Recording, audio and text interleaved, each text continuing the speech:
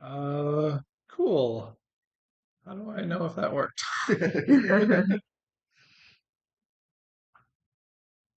Have somebody look at it.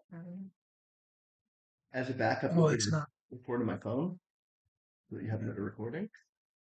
Won't be as good. Wow. Okay. We don't have to touch that at all. That will just sit up there. It's been a while since we've had this set up. Okay.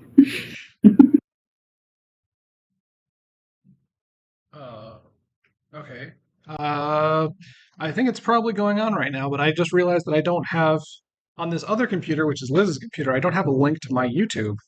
So I'm gonna have to potentially break the stream for a second while I go and see if I can find How it. dare you? Oh. Here, my channel.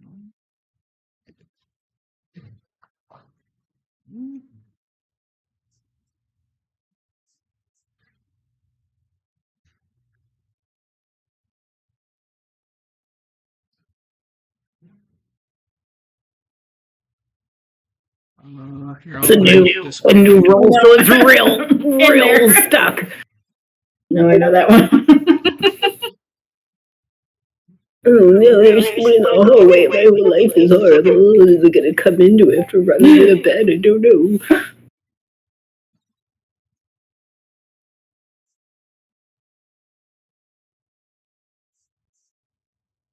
All right, so in theory, that should link to my channel, which should have a live notification that you can click on to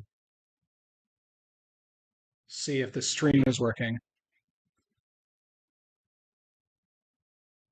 I have no idea if the volume will be correct. I have no idea if the picture looks good. I have no idea if it's mirrored or delayed. What's the password for the Wi-Fi? Oh, yeah, I remember now. Thank you. Mm-hmm. The password should be Dawn Shadow of Acopia. Okay. Okay, so you found it. The Dawn Shadow of Acopia. I'll mute it. Okay, I'm getting the sound on it, so yeah, I'm gonna stop it. Dawn Shadow of Acopia. Okay. Sounds like the audio's coming through fine.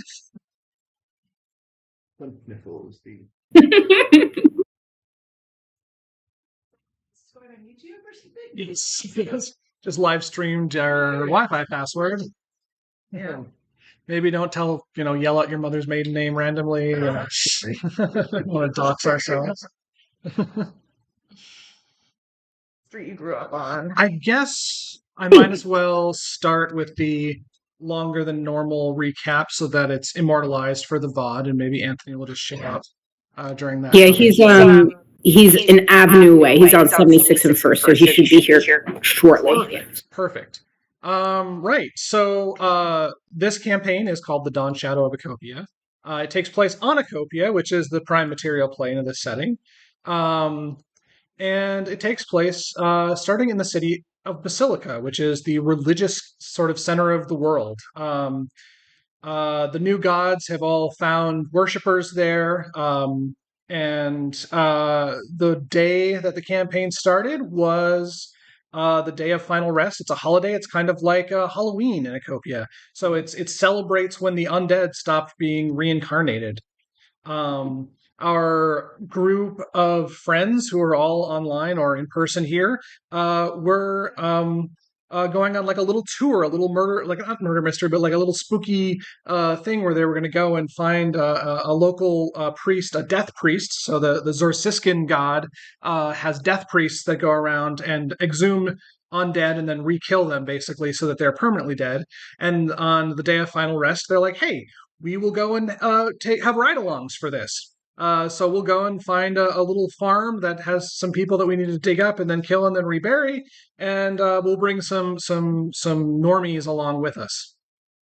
So that happened, except that when they went to this farm out in the middle of this place called the Hunting Grounds, they didn't dig up dead bodies in the grave. They instead found a dragon egg. Not just a dragon egg, the dragon egg. The egg of Acopia, the great dragon, the world dragon, the avatar that had been dead for 500 years, whose egg had been unfound as far as people had known for all that time.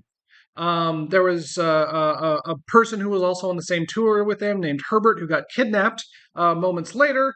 And it turns out Herbert is the son of Lassiter. Lassiter is one of the few remaining Dragonborn that are alive in the world. Peril, Nora's character, is another one of those few Dragonborn.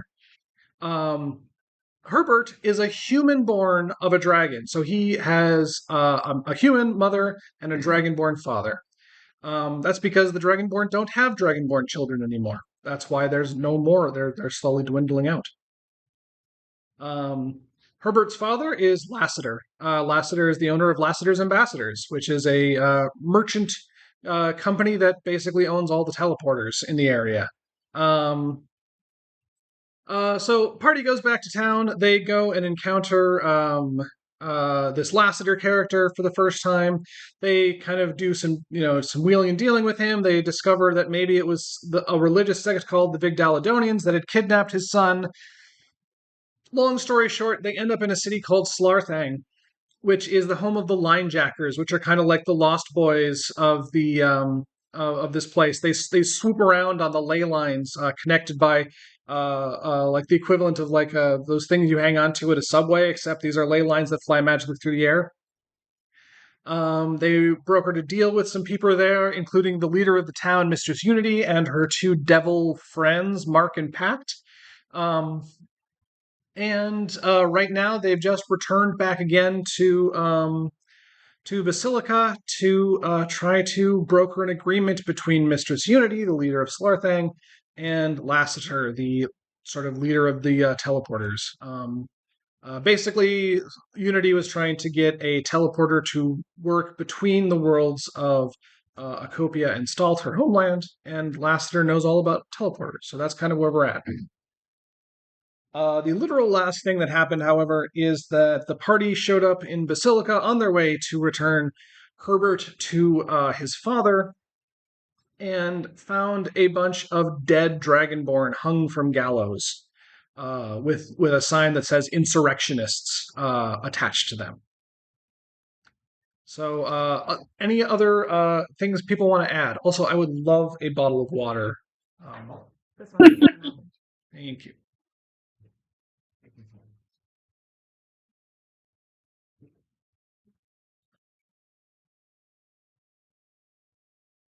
Anybody, any other thoughts? I think that sounds like an Anthony. You successfully performed the summoning. Oh, you made it. sorry. No, Oh, don't God. apologize. It's Fucking an MPA. Oh my Jesus, God. sorry. Bitch. Yeah, take your time, please. We're just doing a recap, and Jeremy has set up the stream. Sorry. We were just doing like a super brief recap, and Jeremy set up a stream, like the YouTube stream. Can someone comment in Discord that that's what that link is? 45 minutes over time. Maybe at Terrence, because I know he was curious. I see. Oh, Hey, Anthony's here. Sorry. Yeah, no, move whatever. You good? Trying to make a space for him. Is he on the edge of the video in? When he leans in a little bit, he is. But when he's leaning back, he's I not. can't see the edges. I think it's cut away and stuff. He will be. Where my hand we were is. talking about Ryan Here. too. Ryan's a little out of frame. Kristen, that's a lamp? It's a very nice lamp, though. It is. It's a nice color. It's just like a really well disguised road, actually. Yeah, Zoom rolled high on his stealth. Oh, wait, there he is. All right, guys. And all of us rolled low on perception for a while. Let me get my stuff set up.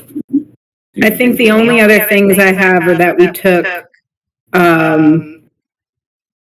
crap, we get Tib to the death priest, to cure her from the madness from the undead, and it was a death priest named Simoon. Simoon, yep. And then we left her for recovery at the Whisper Shroud Citadel.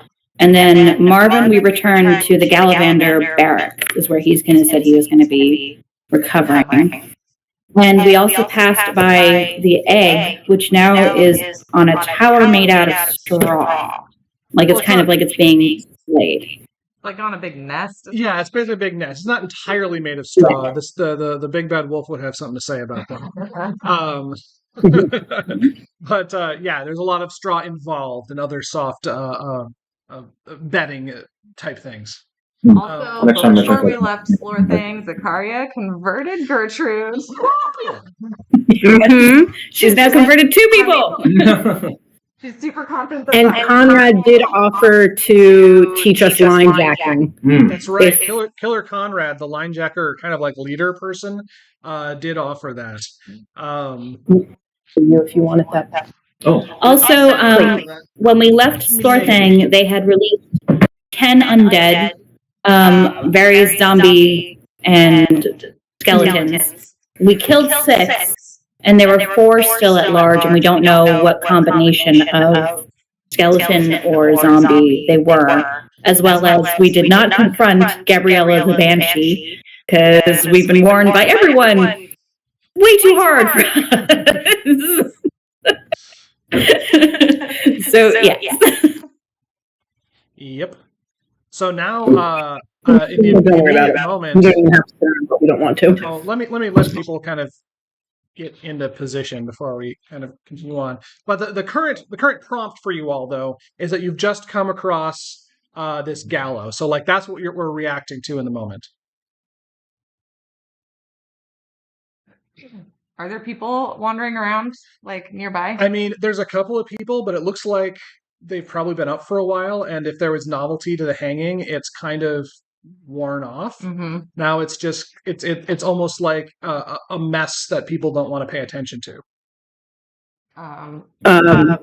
First thing upon seeing it and letting it register, Pearl's going to grab Herbert in one hand and whoever else is closest to her with the other and drag them around to like whatever the nearest alley or corner or out of view way is. I think I was probably walking right, so it's probably Connor.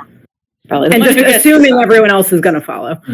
And Peril, remind me, were you disguised at this time? I can't remember. I don't think so because I think I was waiting till we get closer to Lassiter. Okay. But she wasn't, but she has her hood up. Yeah. I mean, and you are a dragonborn, so it's not like the hood completely hides all of your distinguishing features, but yes, you're probably not drawing as much attention to yourself as you normally would.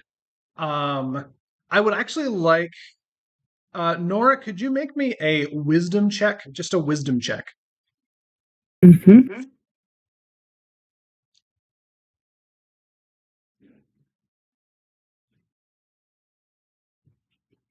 And just tell me the result, because I don't have enough screens open for me to see everything. 3. 3. Okay, so you don't really recognize the Dragonborn that are in the gallows. These may be people you know, and they may not be. All right, so you pull over to the side.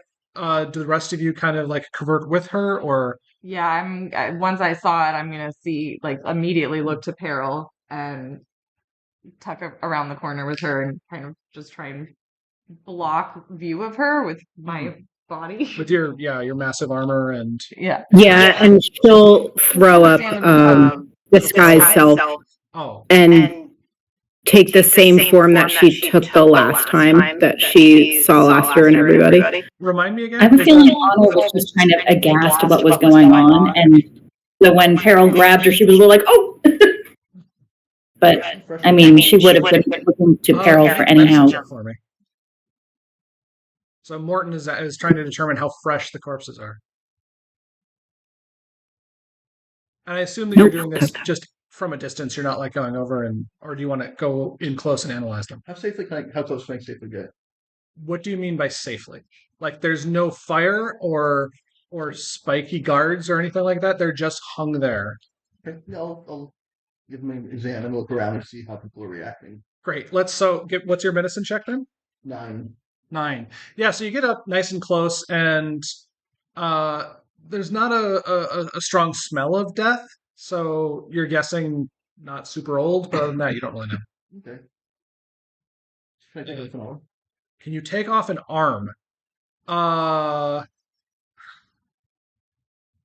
Explain to me. Uh, so the short answer is yes. But so you are just going to cut one off with your sword, or okay? So that's not. You can do this, but I just want everyone to get a chance to realize this is not a fast thing, right? This is not just a type of mo. You're gonna. It's gonna take like hold of the group. yeah, it's gonna take like Okay. 5-10 minutes at least. And if you want to do it, that's impolite. I'll go. yeah, okay, all right, okay. Okay, so ducking down into an alley. Zoom, do you have any reactions to this that you want to do? Uh, yeah.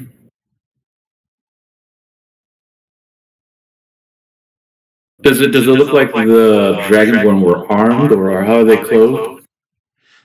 They are clothed in various different, like whatever they probably were wearing. They're not wearing like Okay. prison outfit or Okay, anything. no armor. They weren't fighting back or anything. Is that? Oh no, these do not appear to be warriors.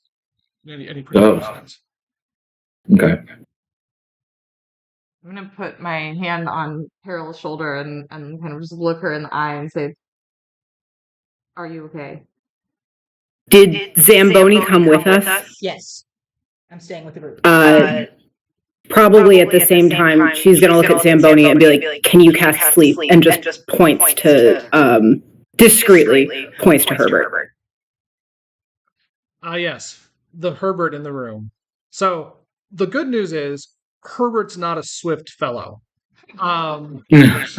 Herbert's been kind of looking around. He may have not actually looked in the direction of the Dragonborn yet because he was, playing with some grass or suddenly decided that he really wondered what each of his fingers tasted like.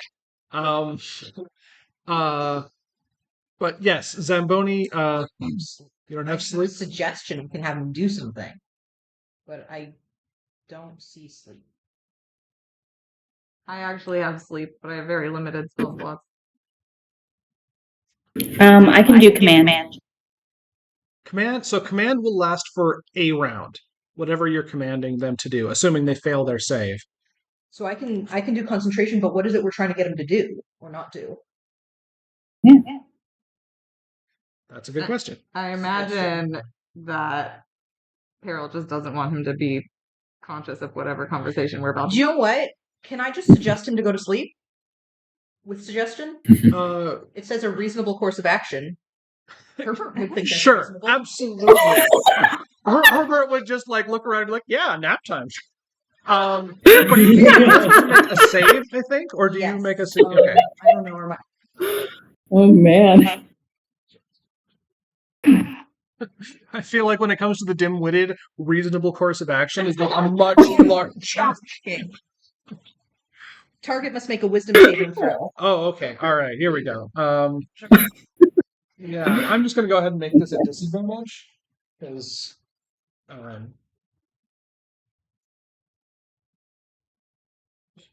actually rolled really good. But the lower of that is a natural 12, so I'm going to say that's 11. Okay, so the save is wisdom 13, it says. Okay, so he does fail. So basically what this isn't magical sleep. He's just decided that sleeping would be a good idea right now. So he all right, Zamboni. You always know, the best things to do. So I'm just gonna it's been a long day. I've had to think about things I never thought I'd thought of before. And he kind of leans down against you're sort of in a little alley, and he kind of clambers down, puts his head against his shoulder, and you can tell he's trying to sleep. It's not like an immediate process though. Yeah, so we should move just out of earshot of him because he's not actually asleep. But Jeremy's making me. that was a second level spell, so I hope it was important.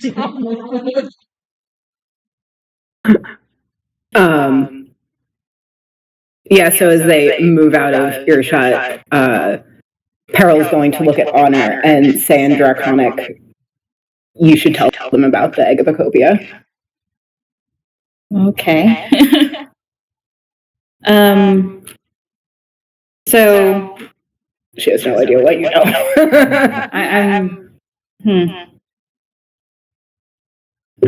So I think you guys are all familiar with the fact that our world dragon died about 500 years ago, right? Are we familiar with And Yeah, Peril that's nods. I mean, I'm like, Honor's kind of saying that, like, this is common knowledge, but she's just like, you know, just saying, like, just so we're not like, that's the egg is probably the reborn avatar dragon. The existence of the Dragonborn are probably tied to the existence of the egg and the dragon. So is the egg I making it came so the across Dragonborn something. can't? Is the egg making it so the Dragonborn can't reproduce? Is that what you're saying? Yes. Okay. happened with I came across some things in my research that should not see the light of day and should not be known by especially somebody like Laster. So you're saying if Lassiter has control of the egg, he can learn these things that he shouldn't know? I think there's a lot of danger in Lassiter having this egg. I don't. Peril is very, like, clearly overwhelmed with what she saw and, like, also, like, visibly shaking angry. And she's like, I never should have left. I knew it was a mistake as soon as they rounded up the Dragonborn after there was that trouble at the gates. I knew he was going to do something like this. But when the Like, egg There wasn't so much you could do because the Dragonborn were willingly coming here too. yes, but when the police took them, I should have done something. I should have tried some way to let them out. I didn't recognize any of them, but there's so few of us left. When the egg hatches, it's going to be the world dragon. It's going to be pretty powerful, right? Do we need to worry about it? That's Yes, Won't we it be able do. to take care of itself, even though it's a world dragon? There's also going to have to be certain things that happen that are pretty terrible to make it hatch.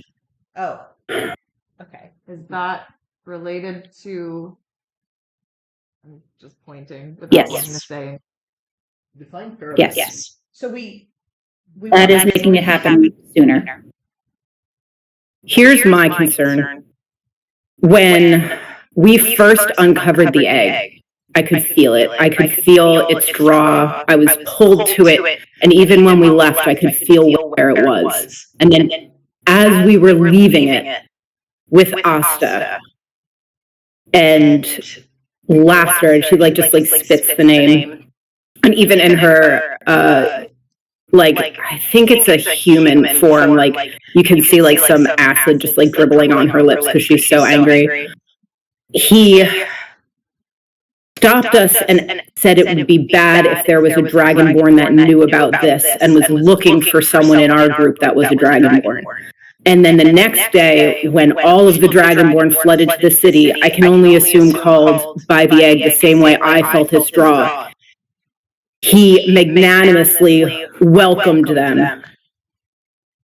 And I knew something was wrong, and now all of these Dragonborn are dead. And I cannot help but think it's by some design, and that he knows things that he shouldn't and is actively trying to destroy the rest of us. I don't know how he can know some of these things because I hid the book that it was written in. I'm not sure either, but I also know things about my kind. And I know that there's something happening to us every time more of us die. And he is the fiercest, most draconic-looking Dragonborn I have ever seen. And I can't help but wonder if he might know some of what you know, which I don't know. If he did, he would know it's not in his favor. My question is, does he want that nitwit of a son is there something about his blood from being from Lassiter that he can loophole and he can sacrifice this kid to get out of whatever he's trying to do? And I don't know. Put it past Lassiter to know something about sacrificial magic, which I'm not familiar with. Neither am I. But right now, I know that it is not in his favor to try and hatch the egg. And if he knows what I know, he would know that too. But he still seems to be very much wanting to try and hatch it. It either means he doesn't know what I know, or he knows something I don't know. Yeah, something that none of us know. Yeah. I mean, I'd love to see an avatar for this world alive again, but I don't know anything of the consequences. I can just feel the draw from the egg. That's really all I know. I don't know anything else about it except that the moment I saw it, I knew it was the avatar of Acopia. I did too when I saw it. Jeremy, quick question. Can I do some type of check of Dragonborn hung seemed like the same number that were rounded up after the protest at his gates? You basically already made that check and you rolled a 3. So Okay, never mind. How many dead Dragonborn are there? About a dozen. That's a lot. There's a potentially large percentage of the remaining ones. Yeah. I'm gonna just take Carol's hand and say there's nothing you could have done. He had so many people in his employ, but we're gonna do whatever we can. I'm gonna take Carol's other hand, and I'm gonna say we're each holding a hand. But I'm gonna say this in Celestial, like I'm saying a prayer, and I'm gonna say to you, I need to tell you more about this later. She'll just close her eyes like she received some message of comfort and sigh and Does nod. anybody else speak Celestial? I do. Okay. I'm not gonna say anything about it or anything. So I figured that Zakaria does, and I'm just kind of so I kind of look kind of sideways at her while I'm saying it too,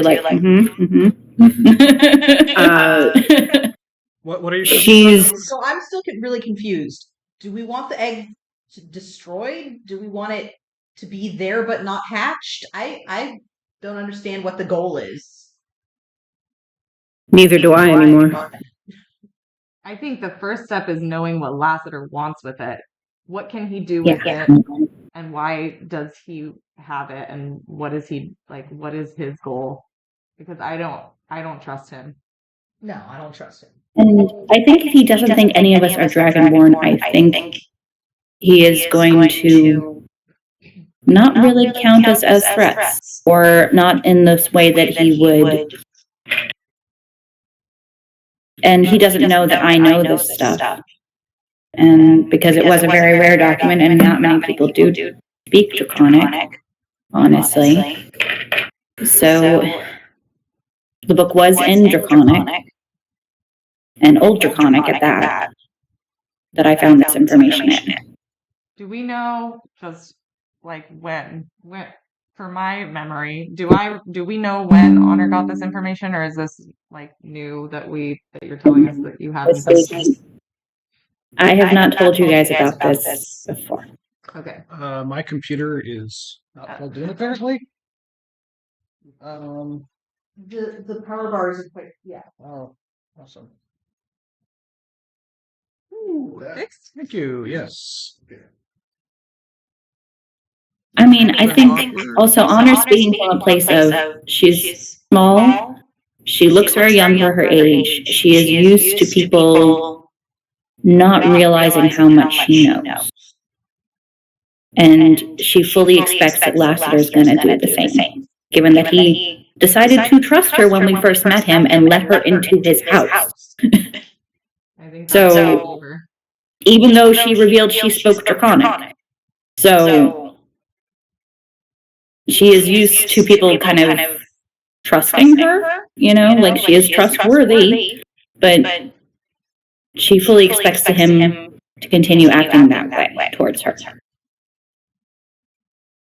I don't want to give him Herbert. Yeah.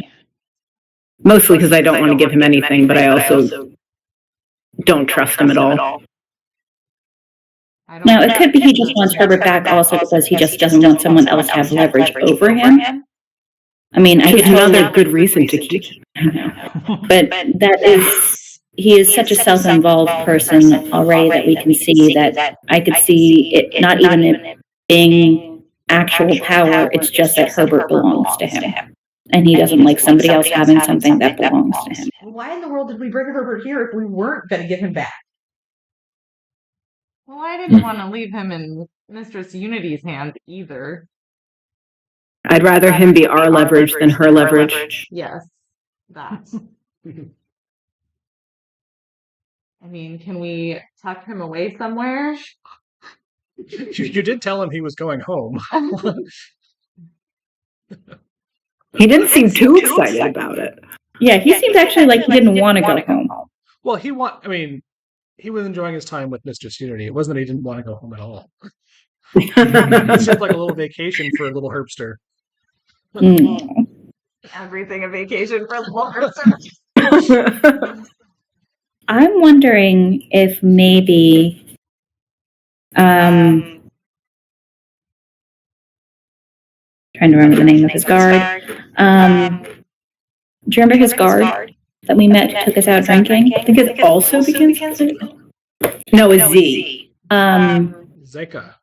Zeka. She seemed to be more caring about actual Herbert's safety. And while she worked for Laster, I'm wondering if she could be bought, persuaded to perhaps. To assume that she'll betray him. I think for us. it's more about phrasing it instead of it being betraying Laster about perhaps Herbert needs protection from his own father. Because she seemed to actually care about Herbert and his well-being. Because she's putting her life on the line if she knows Herbert's here and keeps it a secret. Yeah. I'm with you, Zamboni. I don't think her love for Herbert supersedes her own well-being. I don't know that we know her well enough to say one way or the Yeah. other. I'm also interested in what this group might know that stole him in the first place.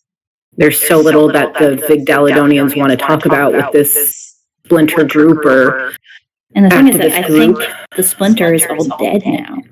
Because that was their stronghold that we walked into, and it was just all dead bodies. And Herbert was just gone. Nobody was even trying to look for him or get him back, which means they must have been all dead. Unless it was some of them. Yeah. We were in Slorthang for so long, we might not know what's been happening here. But I think they took Herbert for a very specific reason, and nobody tried to get him back at all.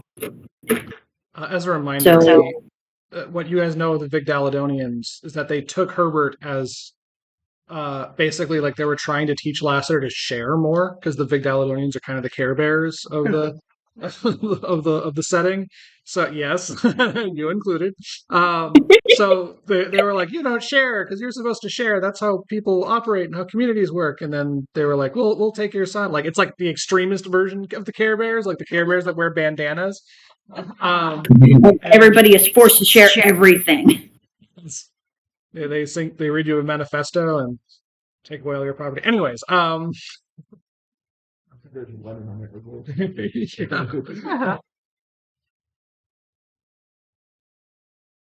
so the question is, Yeah. you have a Herbert who is now noticeably sleeping, and you are in the Desectric quarter of Basilica. What are you going to do? First, Peril is going to look around at everyone and say, like, to the general group, I need a favor. I need someone to go and look at the gallows and let me know if there is a female copper dragonborn, a little bit younger than myself, on them. I'll go look. I have good investigation, so I can. I think. I will go with you, not because I have good investigation, but because I feel like I think also Honor knows that because of being very small and a slight figure, she wouldn't be mistaken in any way for, like, she doesn't look dangerous at all, you know, like. Not unless you talk in a library. Yeah, so go ahead and give me an investigation check, Honor.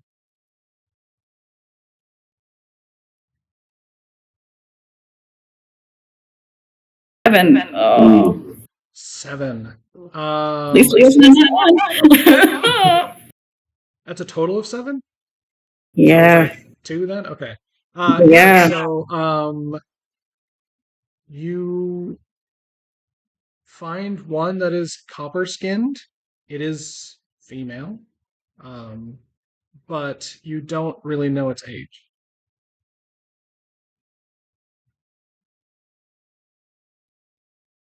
I will go back and relay that information, obviously, to Carol and say, I couldn't tell. I think they've been up there long enough. I can't tell ages very well right now. But there was a copper dragon, female. Carol's just going to go look. Okay. And on approach, you kind of like steel yourself, and you do recognize one of the forms on the gallows. Oof. I think she's just going to turn into whatever is then the next closest alley once she recognizes it and just like sink to the ground. Honor's gonna go right after her and like just kind of sit next to her. Nope. I'm not even touching her. Just no, but she's just gonna be like, I need you to leave. Okay. And so I think Honor will go back to like the mouth of the alleyway and kind of stand so that nobody goes down it.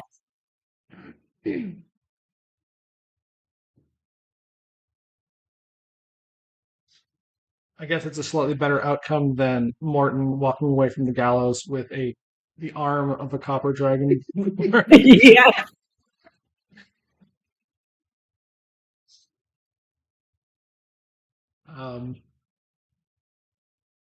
Yeah. Okay, so seeing that Peril needs a moment, probably several moments, I'm just going to look at people walking by and see if somebody looks amenable to talking. Oh, give me an insight check. Okay. It's gonna be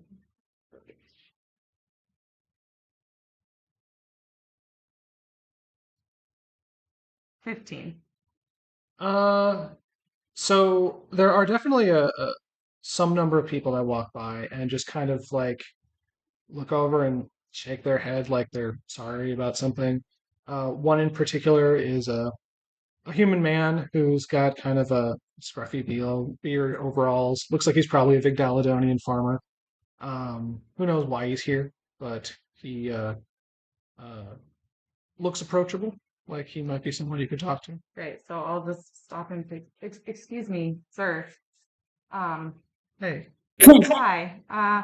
I'm sorry. I just got into town and I was shocked to see this display. What did they do? I mean, what did they do? It says they're insurrectionists. So. This says they did a lot of things, but let me just say that when it comes to what the Lassiter and his ambassadors do, what they say and what actually happened, they're not often the same things anymore. Mm-hmm. I was I'm just on my way to the circus, and you can't really get there without going down the street. Almost think they did that on purpose. But I just wanted to have a good night off, you know. And well, anyways, you were asking what they did. I'll tell you what they said they did, and then you can do with that what you will. They said that these Dragonborn were trying to destroy the teleporter gates, and I don't know if you know this. They also said that it was in a way that would have been risky and explosive and could possibly have injured and or killed hundreds of people, maybe even thousands. There's a lot of magic stored up in those gates. Nah, I didn't see any of that, and these don't look like wizards or warriors to me, so I think it's a bunch of shit. I don't know why Lassiter's got it in for his own kind, but I don't know. It's terrible. What have people's reactions been? I mean, town's all kinds of screwed up now. I mean, the portals have been closed by Lassiter. The one that the Vigdaladonians are working on, they still haven't gotten up yet. Most people have just kind of been going to the circus, hoping to drink or party or whatever, and just forget all the terrible stuff that's going on. Sure. I don't know. It's a bad day. It's a bad week. Very. That's And right then there's a boom, boom from the distance. And you see far off to the southwest are two like fireworks that have just gone off over like the circus tents that are kind of in the corner of the town. There's the Zectro has a standing circus. okay. So it like occasionally will go to other places, but it just like returns. It's like their home base. It's called Circus Epicus, and it literally says that now. And like boom, like a red firework and a blue firework, and one explodes into the words Circus Epicus, and the other explodes into the words something else. I don't know. I actually had a name that I just removed from my brain. But they basically are like blah stuff, cool things. And it's like, oh yeah, they're starting soon, so I'm gonna go. Thank you so much for your time. Enjoy the circus. Thanks. You too, or whatever. I don't know. Whatever you're doing. I think the noise startles Pearl back to herself, and she's gonna stand up and head back to where the group is, like completely steeled. So she'll walk past poor Honor and just keep going. Honor was trying to make sure your alone time, so I think when you pass her, she's just gonna follow along behind back to the group. Sizzle Fest. Sorry, Sizzle Fest. That was the name of the thing. Sizzle. Circus Sizzle Epicus Fest? Sizzle Fest. Yeah, The Arby's special.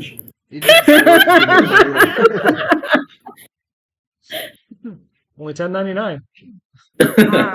Was the information about the Vigdaladonians were creating a portal? Yes, yeah. Is that new information? Did we know that? I don't know if you knew that or not. Okay. Well, Jeremy knew that. It's a good If thing. that's It'd the be really case- hard for the NPC to know something that you don't. I'm probably gonna pipe up when I probably was overhearing what was going on with what you were saying with Sakaria and everything, and share it with everyone once we're together. So yeah, and I think Honor's gonna be like, I now have an in with the Equator there, and she asked me to return, and she even gave me this earring to put on that would give me safe passage into the Acanthemum. So we can maybe go there, maybe bring Herbert there and see what's going on in that quinter instead of staying here. Whatever we do, as soon as night comes, I'm coming here and I'm cutting her down. I'm with you. Of course. Is there any way we can disguise Herbert? I mean, there are some spells that can do that. You could also use, normal disguise if you have like a I have a disguise disguise kit. kit. Oh yeah, I mean, then you could. Yeah. Wait, do I have a Yeah. disguise? You probably do. Yeah, I was wondering because I was thinking it's like we don't even need to use a spell. It's just not make him look very obviously like Herbert Lassiter, you know? And disguise kit. Yep. We'll just do that while he continues to pretend to sleep. Mhm. I'm still doing Then that we'll like spell. carry him around going, oh, he drank too much at the circus. Gotta Poor go. guy. And I'll probably put the Vigdaladonian earring on that I got from the Equator. That way it shows that I'm with the main sect of Vigdaladonian.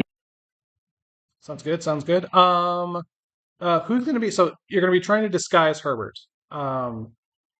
Who is gonna do this? I'll do This that. This is a dexterity thing. Oh. Well, It's like a Actually, I'm not sure. I think deception. I was ready for this deception. deception is Oh, charisma. Yeah, so it would be a charisma thing. Okay. Well, then I'll do it. Okay. Plus, it's my disguise kit.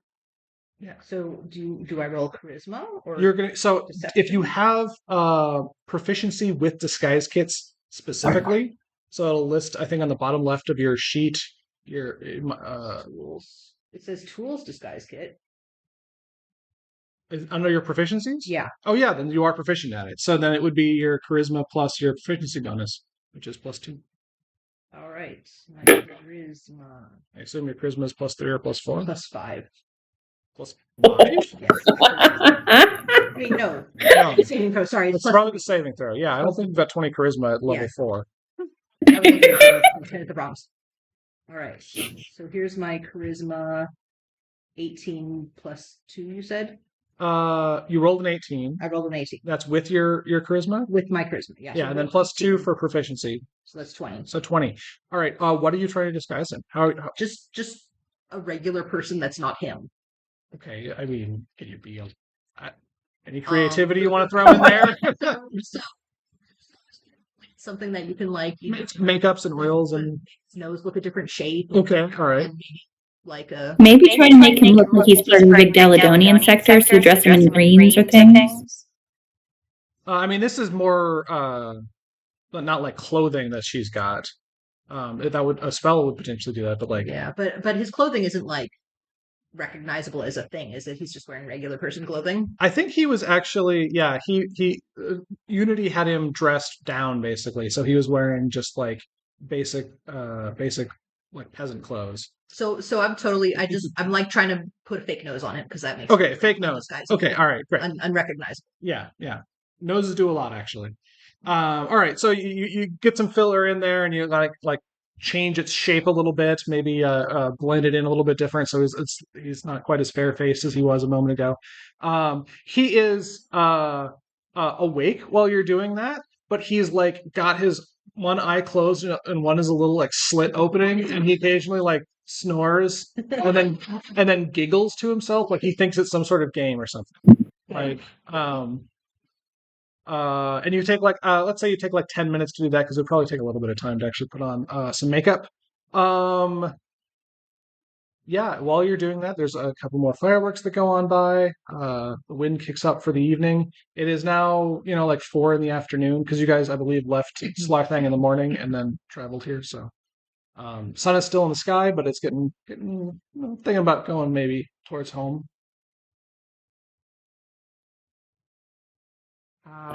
Do we want to make our way towards the Vigdaladonian sector then? Winter. Well, Quinter, yeah. Seems like as good an option as any. Okay. I mean, if I don't have to rest somewhere, I mean,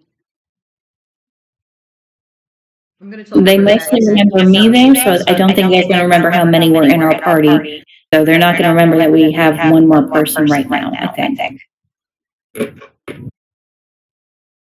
All right. Zamboni, do you want to say something? Yeah, I'm gonna tell Herbert that he can wake up now. We're playing a game where we're pretending he's someone else, and that's why his nose is burning. So he kind of like, oh, I was like really asleep. Good job. Yeah. So, I'm just curious though. If I'm pretending to be, who am I pretending to be? Well, you're pretending to be this guy named Herbert, who's a farmer. I'm Herbert the farmer. Yeah. Is that like a? Oh, so I've got like a pig and stuff. Oh yeah. Cool. Back at your farm. That's my pig sound. Good job. Zika always thought that was fun. You say Zeke? Zika. Zika. The Do we guard. know who? Oh, that was the guard. Okay. Oh, okay. I'm gonna de-lighten myself here. Oh. No more backlighting of God. Yeah. Because that's the thing. It's like, so when we get there, I remember Lisa's the one at the front desk, Mhm. and then she might recognize me, and I'll say, I'm here to return to speak to Nilsa. But maybe first thing in the morning, it's very late at night. Is it possible to sleep for the night? Is there, rooms that we could? Okay. So heading over in the night. The Vigdaladonian Quinter is basically right next to the Dezectric Quinter. It's on the other side of the river, though. There is a sort of like parade that goes down the street in the opposite direction of you. Circus performers of various different types that are all kind of doing like the "come to the circus" type thing. They also seem to be very notably like chit-chatting with like children that come up that are like and doing things like, "Hey, where's a fun place to live? The circus, yeah." Fun place to live. Um, and you get to go on many adventures and do cool stuff and become one with the road and Become one with the. and then one of them actually notices Zamboni and this juggler who's juggling like a chicken, an egg, and like an omelet that's kind of like squishing in her hand as she like throws it around. A live chicken? Yeah. Cool. Yeah. Okay. You're like, "Hey, Lark, how's it going? I haven't seen you in forever. Are you going to come perform tonight?" Nope, just visiting today. "Oh, just visiting? Oh, that's sweet. Hey, think fast." And then she throws the juggling objects in your direction, trying to get you to like pick up the juggle from her.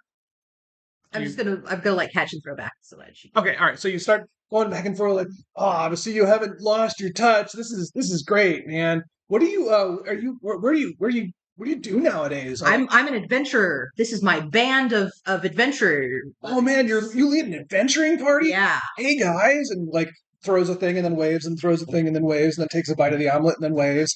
Who? Hi. Like, I'm just real confused and just standing right by Carol, just being like, what's happening right now? I don't make any introductions. All right, Carol's in another place. She couldn't care less about anything going on around her. And when this might have fascinated her, she does not care. I guess you guys really don't like fun, huh? Oh, wow. Jeez. We're just a little busy. We'll come see the circus some other night. All right, sweet. We always got a spot for if you want to do like a little performance or something. Like they start backing up, juggling away from you. Like there's very little of the omelet left at this point. All right. So otherwise, I'll look at Zamboni and go, Lark? You know, you take a name at the circus. That's what they called me. All right. I totally don't. Was it Clark? Did I pick that? Clark or Lark? Lark, Lark. Did I write that down somewhere? It's in our Discord chat between us. Yeah, no, I didn't actually write it in my character sheet. Well, not my fault. No. Crossing the river, you can see there's like people have like put little like party favors and stuff in the river, like little boats and stuff that are sailing down. and there's a couple of people like sitting next to the river. Like they've got little they're almost like toy wands. There's one little kid that's like wee, and like a little fireball comes out of it, and then it doesn't seem to do any damage though. Like it's only a visual effective one, and then that one goes wee, and like a line of ice shoots out and kind of like onto a thing, and like they're playing. Um, and the Big Daladonian Quinter, like as soon as you get kind of across the river, though, the mood sort of changes. Like the people aren't having as much fun, and they're not playing around.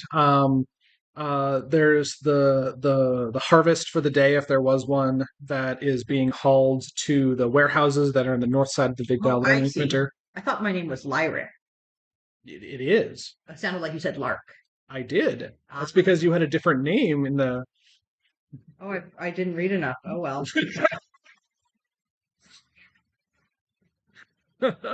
Yeah. How do you know? Zamboni's got multiple names. Shock. Yeah. Zamboni's not who they say they are. I mean, I really. I would Shocking. be surprised if I thought any of you believed I was born with the name the Great Zamboni. Secret. Your parents must have really liked you. And then there's your older brother, just a Zamboni. Reread all of it so I remember. Some are born Zamboni, some achieve Zamboniness, and sometimes Zamboniness left upon them. Yes. I was born the Zamboni. Which winter the circus was in. The Dezectric Winter.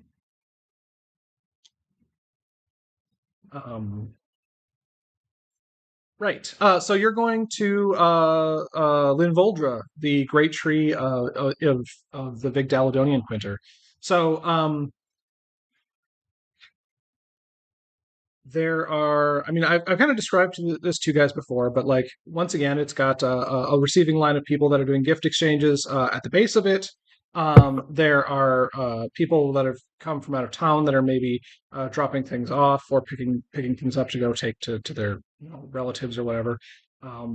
Since most people have been stuck in the city for the most part. By the way, when I mean stuck, they can like walk out of the city. It's not like it's on lockdown, but they cannot teleport out of the city.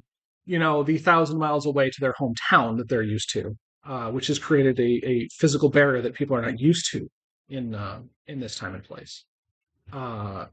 So yeah, there's some people are more haggard. They look a little more annoyed with just the general vibe of the city because they maybe are here against their will. And when you are at the base of the Acanthurum of Linvoldra, you do recognize, what was her name? I think it was Nilsa? Or was that Lisa was one of the yeah, the front desk lady. Yeah. Lisa, yeah. And she greets you, and she's like, "Oh, hey, Honor, right? I remember you." We're here to check in with Nilsa about what we found. Is she in, or we've had such a long day getting here? Is it possible to perhaps sleep here for the night or something? Oh, I mean, the tree is open to all. You can find a place to zonk out if you want to in the upper boughs. It's a bit of a climb, but that's kind of what you get when you're when you're a visitor. There's also the inn on the lower boughs if you don't mind paying some money. But I don't know if what your financial circumstances at the moment. Anyways, oh, and by the way, this is for you. And she hands you a little leaf pin that she's got just like a large stack of, and she's like, I know we've already kind of done an exchange, but I'm really proud of how this one came out, and I thought of you when I made it. So here you go. I'm gonna give her. I gave her an illuminated letter of her name before. I'm gonna give her one of the Daladonian crest this time. Oh, okay. Like, oh wow, this is so fancy. How long do these take you to make? Couple hours. Oh wow. Okay. Yeah, I mean that's a lot of effort. Thank you so much. I will cherish it always. It's always a pleasure to make them for people. So. Well, I think you know the way to the Nils's area. If you want to go head up there, you're kind of expected at this point. I believe that they had you on a quest of some kind. I hope you were successful.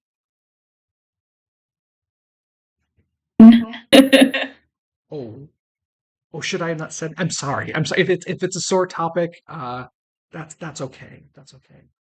I mean, it's not a sore topic. It's just not didn't go as well as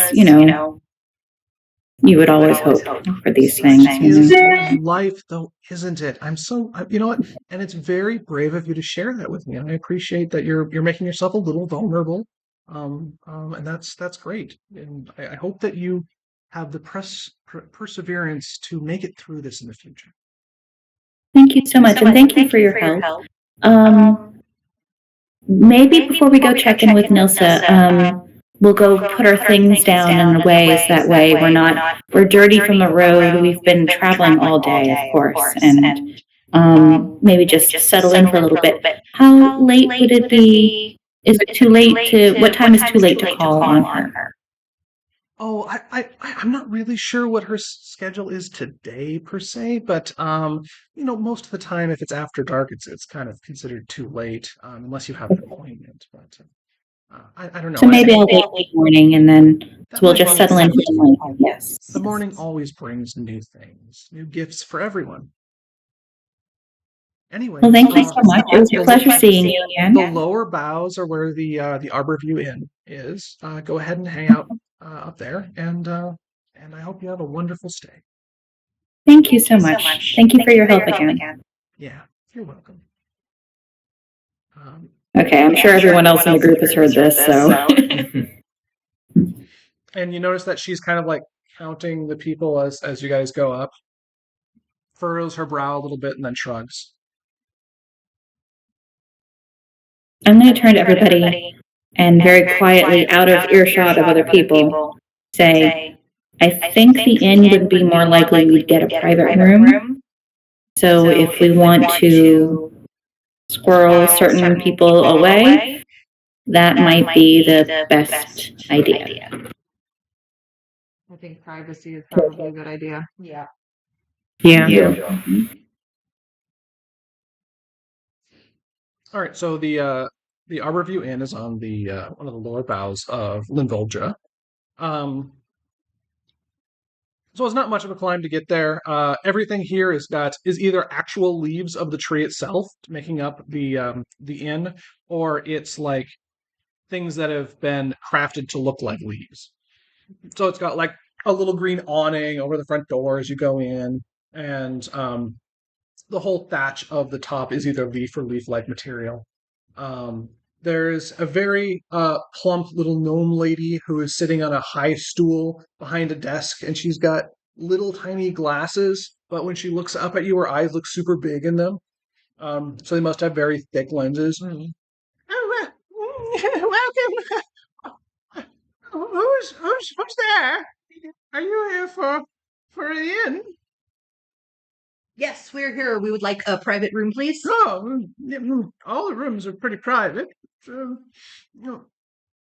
but there might be a little too many of you for a single room. That's fine. We can take 2, 3. How many rooms do we need? Well, 1, 2. I would suggest at least 3 for the 7 of you. Certainly, we'll take 3 rooms. How much will that be? Well, I hate to charge people for something that should be free, but obviously this is like the exclusive area. It's a silver a night per room, so it'd be 3 silvers. I'm so sorry. I don't. All right. It is only fair that in exchange for your to stay in such a lovely room, that we would in turn give you the gift of money. I appreciate that. It just feels so wrong. I'm used to bartering. I don't even. Sorry, I was going to go off and tell you my entire life story, but maybe now's not the time for that. I'll hand her 3 silvers. Well, thank you very much. Bartering, my stuffed squirrel. Are you kidding? I'm not giving away my stuffed squirrel. May I ask, does the rooms include breakfast in the morning or dinner or anything like that? Or is there a place you could pick out for us? We generally put some food out in the morning. Yes. Obviously comes with with everything. We're just sharing. And I'm so glad to have you here. I it's mostly just eggs and bacon and some home fries that we'd like to fry up. Oh, I do love a good home fry.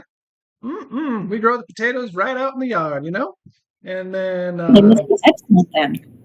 yeah, we have so many eggs, so omelets occasionally. Anyways, what was I saying? Oh yeah, slice of bacon. Yep, the old pig farm down by the edge of town has been knocking it out lately. They've had some absolutely delicious little pigtails and back bacon. It's People been eat pigtails. yeah. I didn't know there was any meat on a pigtail. They're so People eat little. chicken feet. There's no meat on that either. That's true. That sounds delicious. What was your name? I'm Lydia. Lydia. It's so nice to meet you. I'm Zakaria. Oh, you're Zakaria. Oh, what an unusual name. Thank you. My parents were creative. Oh, that's so nice. You appear to be a creative sort yourself. Oh, yes. Do you want to see some of the things that I've created? I would love to. Pull out like, I'd be like, Oh, isn't that precious? put it on. Like, Is it just the one? so far. Okay. Oh, yeah, of course. That you got to start with one. Right. Yep. And take it off. Okay. Away. Oh wow. I've never made something like that. Did you grow the material yourself or did you? No, but I did spin the yarn. Oh, that's fun. I've spanned. What's the past tense of spanned? Is it spanned? Yeah, I spanned some yarn myself. In fact, they used to call me Old Long Yarn back before I was working in the is business, which is a wonderful story that I will tell you about at length someday. I would love to hear it. Can we get some dinner sent to our rooms? Sure, I could take it up there for you. What do you? We got eggs. And are you good with eggs? Because I got a lot of eggs. Sure, eggs sounds great. Okay, great. Because we don't get fresh batches of veggies and fruit until the morning, so that's all we got at the moment is eggs. Eggs is great. All right. All right, well then, big Caledonian blessings upon you. Blessings upon you as well. Thanks for sharing. And I'll be up in just a few with some delicious eggs. Do you like them runny? Sure. All right. Runny eggs. Nice. Um. Are we dividing up? Oh, sorry. Go ahead. I think after we kind of like, I guess we're going up to the rooms. Honor's going to kind of be like, so who's staying in which rooms with who? Just so we know. You guys aren't gonna leave me alone, right? Someone's gonna stay in my we're room. staying- of course. Oh, okay. All right. We're having a sleepover, Herbert. Well, okay, but I thought we were going to my dad. Yeah, we will, but not tonight. Oh. Playing a game. We're going to have a fun sleepover with food and I'm Farmer everything. Herbert. That's right.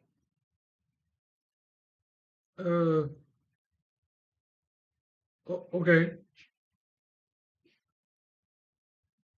And as Farmer Herbert, I think you're probably pretty excited about staying in an inn for the first time. Oh yeah, because I'm used to the farmlands where Right. I grow pigs. That's it. Yep. Yeah. Maybe I got some chickens. Like that lady was talking about chickens. Yep, there's probably chickens on your farm. Chicken and pigs. Do chickens and pigs? And maybe if you're lucky, Zamboni will show you your new friend Zamboni will show you some magic tricks. I'll stay with Herbert. I think we were all going to make that happen.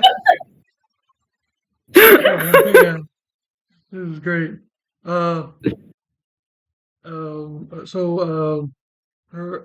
Zamboni? Yeah, Why do they call you the Great Zamboni? because I am great, Oh, and my name is Zamboni. your name's Zamboni. Yep, Are you also named Lark? yep. I have many names. Are you the Great Lark? Nope, only Zamboni's great.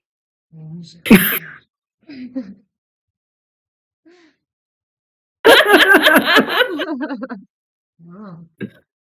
I'm gonna be the Great Herbert. I'm the Great Herbert the farmer. Yes, I'm a great I'm a farmer. great farmer. Hmm. How many pigs do you have on your farm? Herb? I have two. Are they gonna have baby pigs? Yeah, my two pigs are Michael and Francis, and they're gonna have a baby pig, and then there'll be three pigs. The little baby pig will be named Piglet. Sounds like a great pig family. The great pig We're gonna family. get to take care of Herbert. Like, I mean, if we defeat Lassiter, like permanently, I want taking care of him. There's an order somewhere, I'm sure. Potentially. Sorry, guys. It's what, like 2 people in a room, I'm assuming then? Yeah, two-ish. You have 7 people in 3 rooms. Are you actually intending to sleep for the night? No, I think we should gather up in one of the rooms for now. Okay, it's a little bit crowded, and everything, by the way, here is made directly from the wood of the tree. Like the floor is part of this. No, because that would light the tree on fire. But like literally, the table is just part of the tree that is kind of grown out into a table shape. Um, and there's like a little window that's just open air and a cross piece that is clearly ground. It's all solid wood. But you all kind of crowd into one room. It's a bit of a ears to elbows type scenario, but they do it. Yeah, key instructions just have a guy waiting for 20 years. I'm sorry, Jeremy, is there a window in the room? There is. There's a small window. When they all cram in, Pearl's just gonna stand close to it and just kind of stare out of it, basically in the way they came. All right.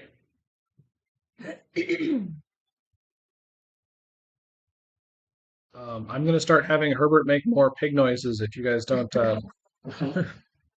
break the silence. Are we waiting for dinner? What are we doing? What is even our plan? What are we planning on doing? Well, that's what we need to figure out. We need to go back, and I think we need to take down. Listen, there's an important thing to start with because Herbert's here and Herbert's very nice. The person that we need to discuss, we're gonna rename him Mr. L, okay? Got it. Mr. L? Yep. Mr. E. Mr. Are they great too? Nope. Great This L? is a terrible Mr. L. Bad L. Yeah. That's what we're working on not letting Mr. L do bad things to people. Oh Right. yeah, that's good. You shouldn't do bad things to people. Yeah. Yep. I think we are all in agreement on that. I think we need to, and I think owner kind of looks at Peril for like instant, like just helplessly, like kind of just looks at her and goes, I think we need to cut down the bodies from where they are hanging. It is not right that they are hanging there and being displayed like that. I agree. The question is, what do we do with them? Doesn't that sound like a good way to get in trouble for very little benefit? I mean, they're dead. I don't We're need not to using the cut bodies them. anymore. I don't need to cut them all down. I just need one of them. Who is that, Carol? It's my sister. I'm so sorry. It's Not sorrier than I am.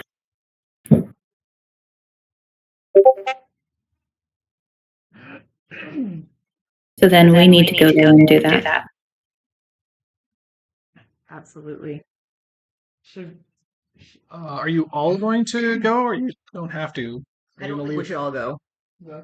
No, some people need to stay here and take care of, have a nice sleepover, have a nice party over here, right? I'll stay. I think I'm gonna go. I want to get her to the Zersiscans. So once we get her down, that will be where I'm heading to figure out whatever I can figure out. I think I'll go with you too. Yeah. I appreciate that. You're quite stealthy. You need so much I will hype. go as well. I think I can probably do the best job of carrying her. But I'll leave my armor behind so that I don't have disadvantage. Sure. So you can off your armor. Yeah. I mean, I can just use Mage Hand to like untie the knot that's holding her up and things like that.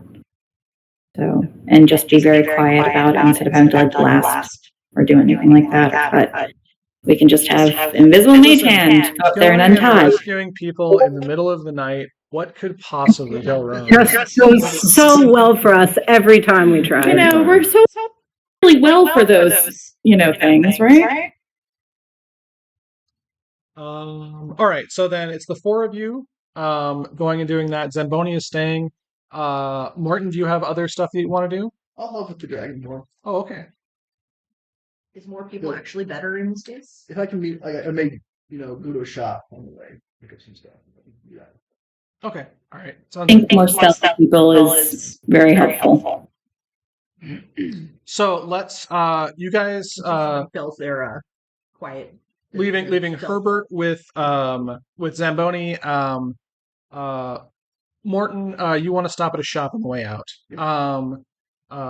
So let's do that encounter. Oh, encounter.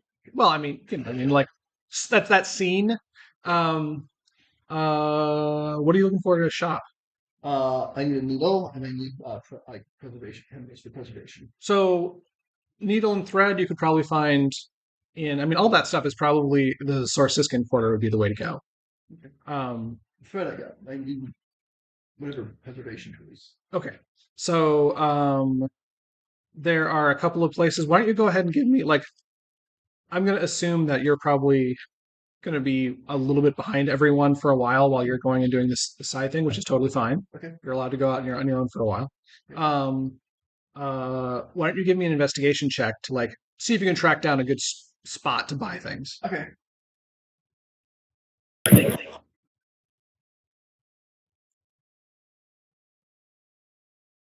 Ooh, 16. 16. Great. So you kind of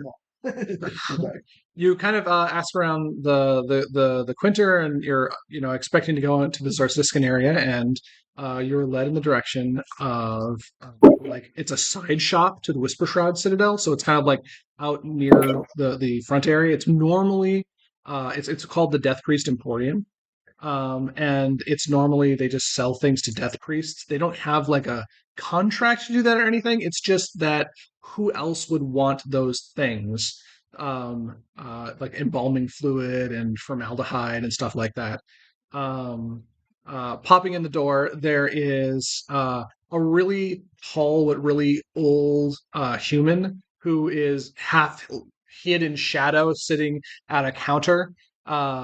And he kind of gives you a glare with one eye, the other hidden in the darkness, and he says, "What do you need from my store?" I'll explain my needs to him. Okay. So you tell him exactly what you're looking for.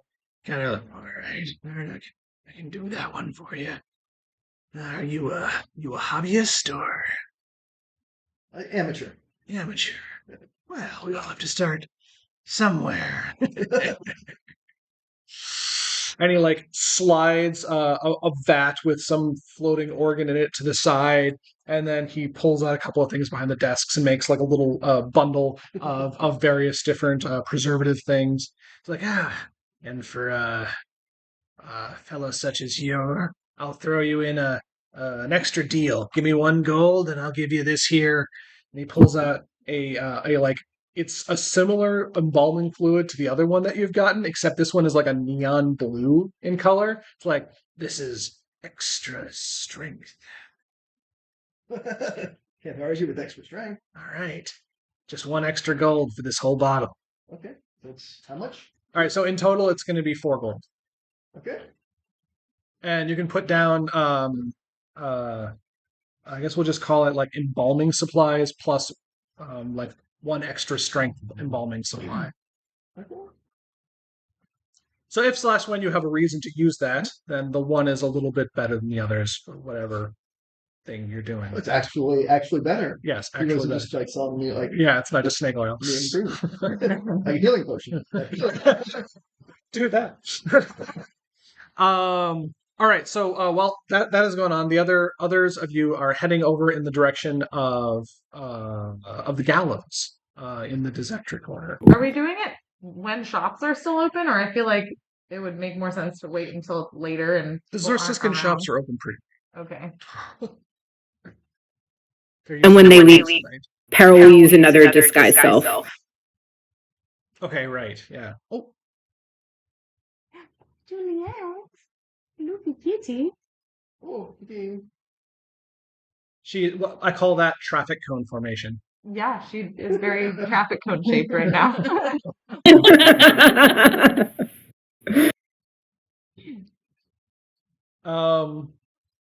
Right. So yes, you get there. It is now after dusk. You spent some time in Big Daladonian Quarter, Quinter, around in Volja.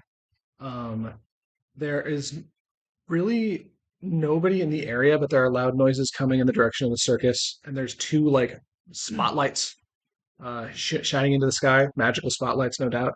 One a bright red and one a bright blue. But those are in the distance, coming from the Circus Epicus. Where you are right now is pretty well abandoned, actually. There might be like 1 like drunk homeless person, maybe not even drunk, just homeless, in a gutter, but they're not exactly patrolling the place. Jeremy, would invisibility work on something that was dead? Or does it have to be living? I would say you can cast it on something that's dead. Okay. I can make her invisible if... Can you, I I know invisibility is a concentration spell. Is disguise self also a concentration spell? I don't think so. I just looked it up. The scene, if you're looking in D&D Beyond, it'll have the little C for concentration if it's a concentration spell. This shape-shifting... Let me see. On my phone, it's different.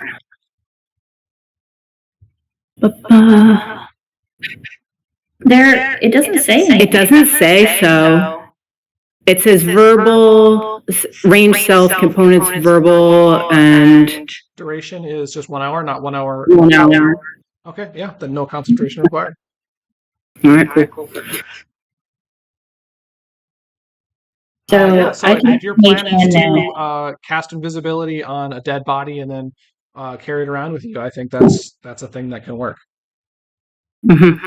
I think Honor is going to be like, I'm going to cast Mage Hand now then to untie them. Wait. Beryl will actually say it to her lips. I mean, I'm just going to cast like the Mage Hand so it's there. Oh, okay. You know, so it's like hanging out near us, you know? Like ready to go whenever we need it. I know the last time we did something like this, it went very poorly. How do we want... Well, I guess first we should make sure that there's no one around. Yes. And be... I think it's Zakaria, are sneakier. you gonna I mean, Honor can... She has some pretty good perception, so maybe she'll like to stick her head around. And she has to be at least within range to have the Mage Hand go over there. Yeah, go ahead and give me a perception check. Oh, I was gonna say I also have pretty good perception. Anthony, where are you?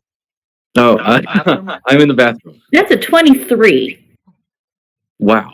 Yeah, that's pretty great. Yeah. Honestly, modern problems require modern solutions. I'm not going to hate on it. So I think I'm going to say, I think if there's nobody around, maybe the sneaky people should be the ones who go to catch her when Here's the thing. With a 23 perception, you look around and there's no humanoids of any kind keeping an eye, but there's birds.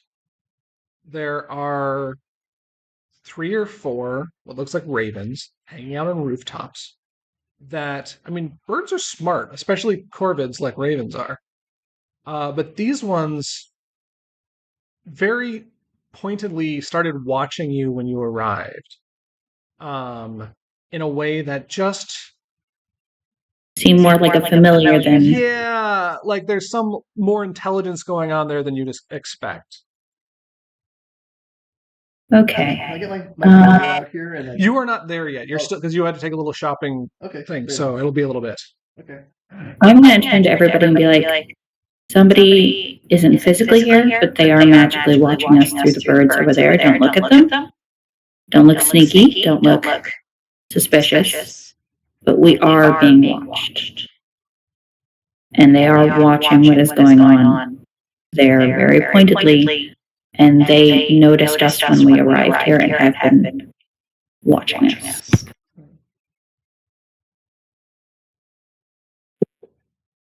there anything we can do to distract them? I mean, if they are familiars and they're bonded right now with a human wizard or warlock or something, they're being controlled by an entity outside themselves. That means that they might not even act within their own well-being. They could be druids. Yeah. That's another thing, too. How many did you say there were? 3? 3.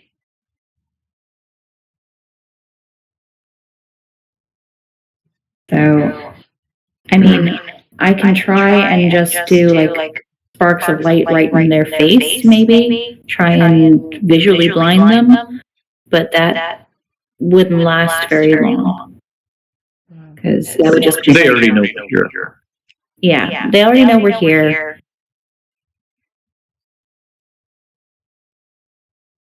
It's either try to take them out, or and try to be sneaky about it. Yeah. If they're familiars, I can probably do it, but if they're something stronger. Well, I guess if we assume that they're familiars and we take them out, what happens then? Like, somebody knows that we took them out, right? Somebody knows that they are actively watching us right now, which means that the person, it just means the connection is severed, so they can't actively watch us anymore, but they will have seen us already. And they would know it was us.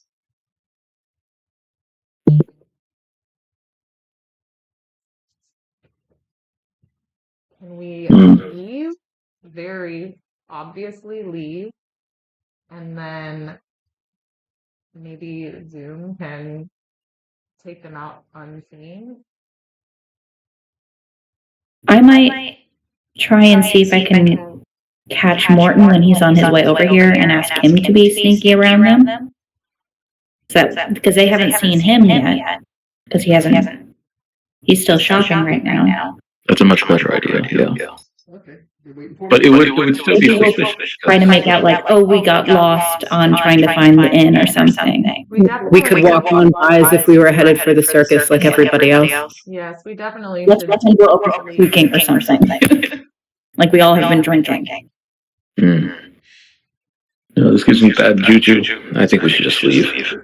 I'm not leaving. If you all leave, that's fine. I'm not going anywhere. Well, leave temporarily. Leave until the eyes are gone. And come back. Just make them think we left, you know? Yeah, Peril's cool with that. Yes. And given they haven't seen Morton, and you can change your appearance to somebody that maybe you'll never use that one again, then maybe our two rogues and you in the disguise they don't see, they won't recognize ever again.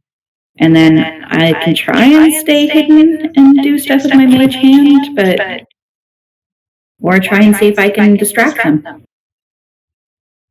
without them noticing me.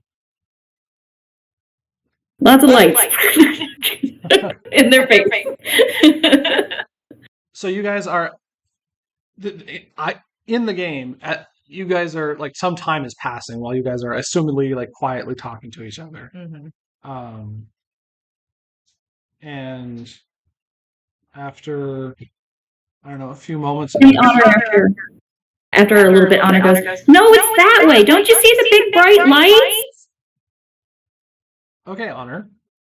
You know what I want you to do? Make a deception. Can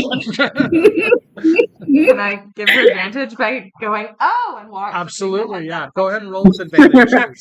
Zakari is helping you out. 17. 17, very good. All right. So you guys look a little lost, and then you find your way.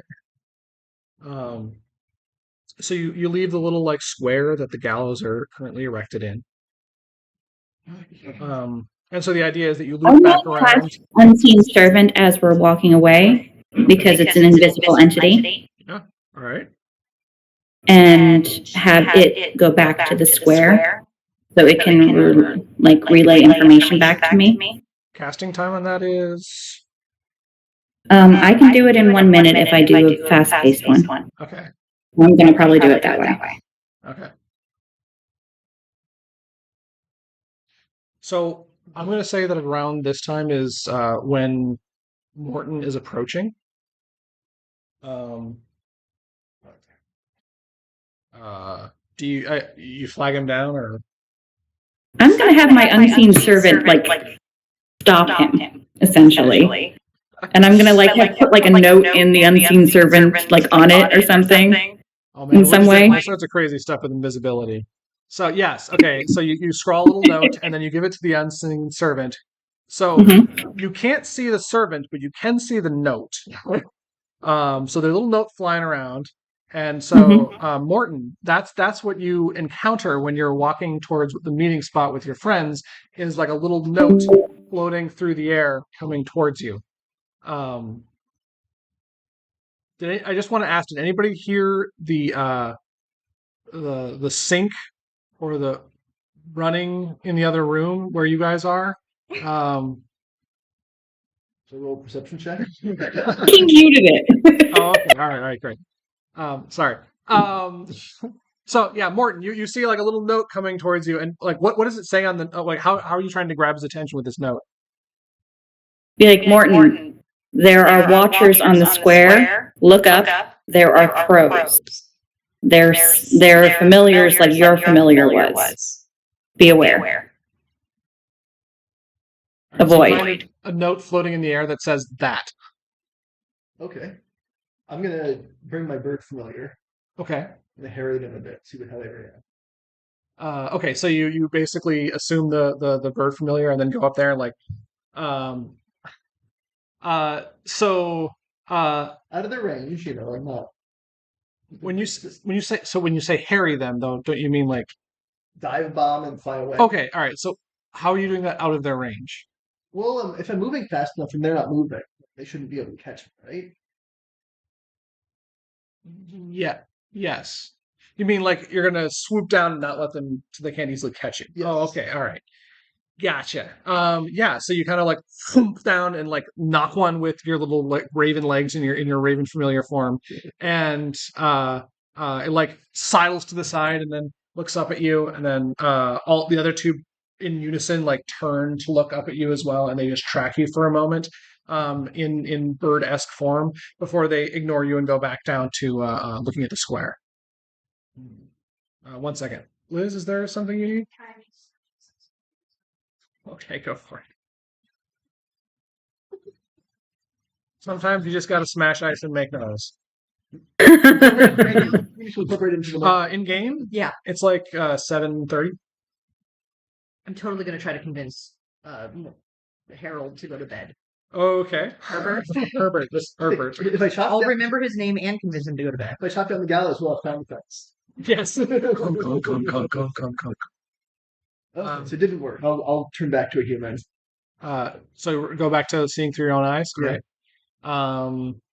Now what?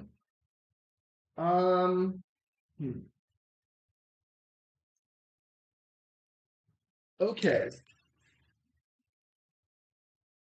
I'm going to stealth in, and I'm going to try to cast an illusion of fire far enough away that they won't feel heat because there's not heat. Right. But I'm just cast. Well, actually, that'd be kind of obvious for me. I'm not sure what you're going for yet. You can definitely cast. You can use prestidigitation. Well, you're a trickster rogue, right? Do you have prestidigitation?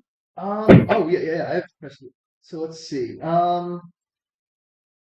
SPPP. I have perception, performance, persuasion. It was no, Like like your your spells. spells. Sleight of hand. No. You get sort of feedback from your Minor illusion. Minor illusion. Okay. Could I make something that was really bright to like dim the night vision? Not with minor illusion. No. Yeah. Okay, I'm just gonna. So Are we with Morton now? No. Okay. So like you guys are in one different area than he is. He's found the invisible servant. You have like this like slightly communication disconnect. All right. you know, I have telepathy, so I can talk to them. Oh right, yeah, you have telepathy. Do you have to be able to see them to use telepathy? 60 feet. 60 feet. Okay. though. So you can project your thoughts to them. Okay, I'm gonna tell them I'm here. Do you want me to try to stealth in, or do you want me to try to take the crows? Are you sending your thoughts to a specific person? I think you have to. Yeah, Probably have to. Yeah. I'll do- Okay. So you open up a sort of like a Group chat. group chat. I think Honor goes, oh, didn't know you could do that. Okay. Hi. Well, this makes things a little easier, actually. You saw the three crows, right? Yeah, crows. Yeah. Okay. And you can see they're behaving oddly. I don't know. They're either familiars or they're druids or something, but they are not leaving their perch of watching what's going on. People crows. Got it. So we snuck away. We made them think that we were just lost on the way to the circus. But I was wondering if maybe you and Zoom could somehow sneak up and, without them seeing you, take them out or something. Oh, take out the crows. Okay. Are they facing one direction? One Direction doesn't exist in this universe. They're basically pretty much all just like surveying the gallows. They're keeping an eye on it. Okay. So if you could get I mean, like, my unseen servant can help in some way, or it's still standing next to you. So, yeah, I assume that the unseen servant still has the note, and that's how you know where the unseen servant is at the moment. it's just like holding it like Like one of those people at the airport, like the valet that's waiting for the person. So like a little placard. I'll get close to them and take my arrow and fire it. Okay. Can I fire in a direction so that the arrow, if it misses, doesn't hit like a passerby? Like, is there any good? Yeah, sure. I mean, it's hard to do it exactly because you're shooting off into the distance. There's no like chimney or something that would take the arrow if you miss. But you can definitely shoot in a direction where it's less likely to hit some random person. There's not people around though, so like it's already pretty unlikely. Although if you roll a critical failure, we may have to have this conversation again. So first, I would like you to make a stealth check. We'll be able to connect your body and gallows. Just replace the one body with a different body. Indiana Jones style. This is starting to sound like your guys' plan from before, though. Yes, it is. Para would be so proud. So give me a stealth check to see how well hidden you are.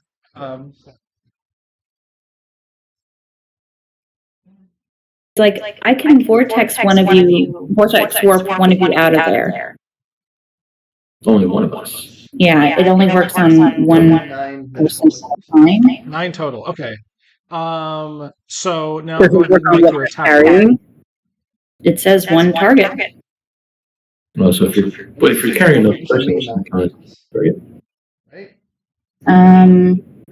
Could it vortex her body? Oh, Oh, there you go. That is true. 24. Oh, Okay. maybe I can vortex warp the body away.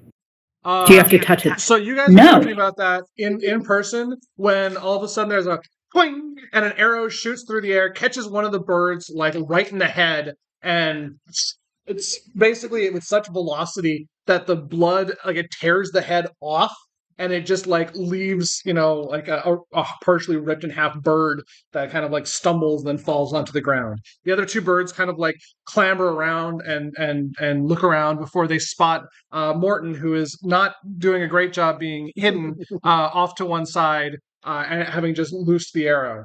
I'm going to vortex warp the body in the other direction towards Were you us. from vortex warp? You magically twist space around another creature you can see within range. The target must succeed on a Constitution saving throw. The target can choose to fail. The target is teleported to an unoccupied space of my choice that I can see within range. The chosen space must be on a surface or on a liquid that can support the target without the target having to squeeze. Okay, and what's the range of the spell? 90 feet. Nice. Okay, so it's a dead body, so it automatically fails your Constitution check. Yep. Where are you going to teleport the body to? I guess into Peril's arms. Okay. So you Like reach kind out of like to- right in front of Peril so that Peril can catch it, essentially. Right. So you're in the Dysectric Quarter. You're close to one of the strongest ley lines in Acopia. And so when you go about the casting process, the way it normally works is you reach towards a close ley line, you grab onto it, you harness that magic and form it into the shape of a spell. All of that happens. This time you use that magical energy to bend space around the dead body.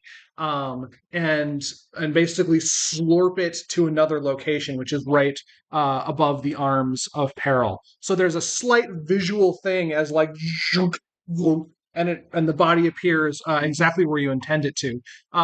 Peril, you catch the body. It's slightly heavier than you were expecting, but you weren't really sure what you were expecting anyways. And you catch it face up. So her head kind of lolls back in your arms, and for just a second, because of the inertia of the body moving, you almost think that she's moving on her own accord until she becomes limp and still again in your arms. Her breath catches, and she immediately casts invisibility once she gets her bearings back with her. And can she make a medicine check? I mean, she knows she's dead, but I don't. If you're going to immediately make them invisible, I think no. Okay, then she might do the medicine check first, just out of like sheer gut reaction. Yeah, take just like a second or two to see. So go ahead and roll me a medicine check. So many tabs. 13. 13. I mean, yeah, she's dead. Right. You're pretty sure. And then she'll cast invisibility. I'm gonna recall the unseen servant to us, and I'm gonna turn to Peril and go, my unseen servant is invisible. She can carry her if you'd like, so that way if anybody stops us, it doesn't even look like we're encumbered, even if it is invisible at all. She nods and then an is invisible body. That's honestly really perfect. she nods because she can't say much else, but she's would we have any idea that like the crows are disturbed from? Oh yeah, the crows are clearly disturbed. They've cawed for a bit, and then they've focused completely on Morton, and they've gone and flown over to him. They're you don't know what's going through their head. They are just looking at you and not saying anything. She is going to, with message, say, "Get out of there, we got her." All right. Well, this is going to create an interesting thing. I'm actually going to have you guys roll for initiative. And I'm not going to tell you why, but you have been detected, and time is now of the essence. Uh-oh. So Come on. let me go over here and do this. Oh man. Nice. I mean, Oof. You both rolled well. Yeah. Pearl's jazzed. It's like the wizard is going last. Did you get Para? I got a 20. 20 something. What did I get? And then you got a 23, Zoom. I got a 9. Oh, am I rolling for? Yeah, Yes. I got 19. Oh my God. Man. The wizard is going last. You also got 9, Morton? 9. Okay. Yeah, you're definitely going last then, Honor. And I need a die. It is my first die roll of today. Oh, that's not true. I had. Oh, Uh-oh. don't worry about it.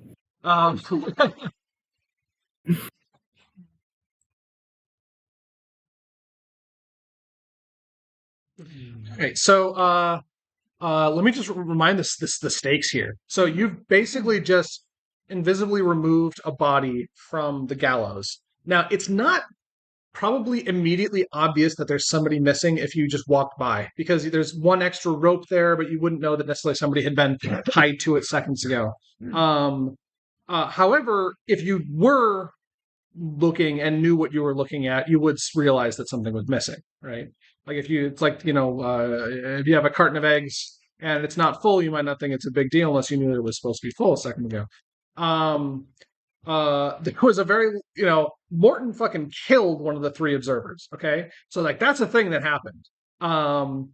What are you going to do? And you're under pressure here. So Zoom, I need you to figure out what your course of action is for this first round. What are we doing? I think we need to take out the crows, right?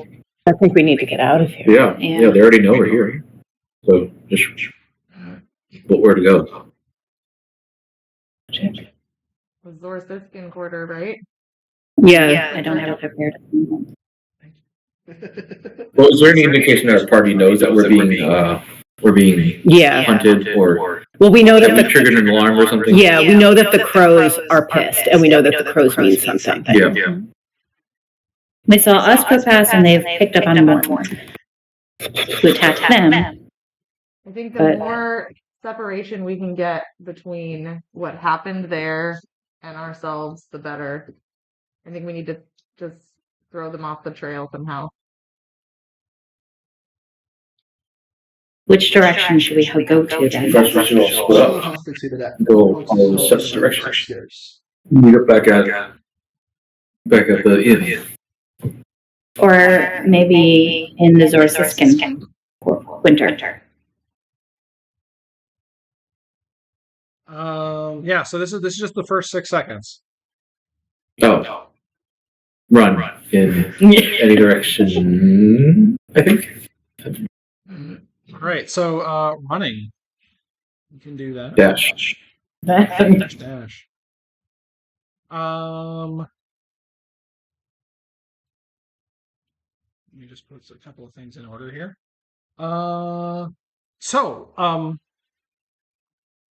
After Zoom's turn, what's your guys' passive perceptions? Not great. Passive perception. 14. Where do I find passive perception? Oh, Nine. yeah. 10. It's 14. 16? 16. Jesus. Okay, so Zoom. It's nighttime. There's a lot of fireworks and stuff going on, a spectacle of some kind going on over at the circus. But in the sky, close to the aqua turbine, so the big tower in the center of the river, the dam section of the river, there is something moving amongst the clouds. And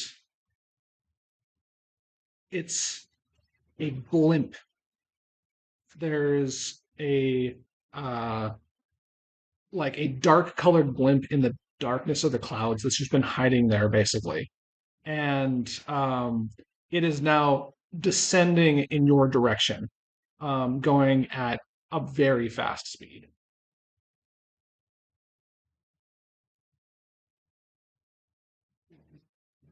Peril, it's your turn. Oof.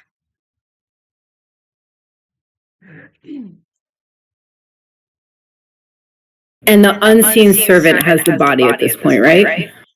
Yeah. Sure, we'll say that, yeah. How old is How this fast unseen can the servant? unseen servant move? How, Kara just asked, how long does the servant last? It lasts an hour and it has to stay within 60 feet of me. How fast can it move?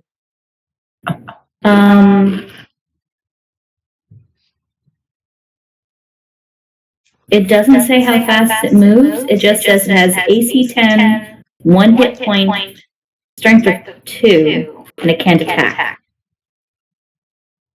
I can mentally command the servant to move up to 15 feet and interact with an object as a bonus action. So I'm guessing 15 feet, maybe? What is the distance on that? Like, if it really looks like we're going to have to run, If you maybe command the somebody else servant to should. perform a task that would move it more than 60 feet away from you, spell it. Mhm. So it looks like it moves pretty slow.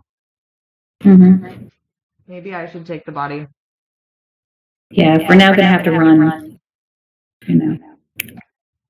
I was just thinking, if we were, trying to look as, we're just walking around, But Yeah, I guess she's just gonna keep pace with the group. I don't have anything else really that I can do. All right. The blimp moves closer. A little bit closer every turn. Zakaria, your turn. Sorry, doing.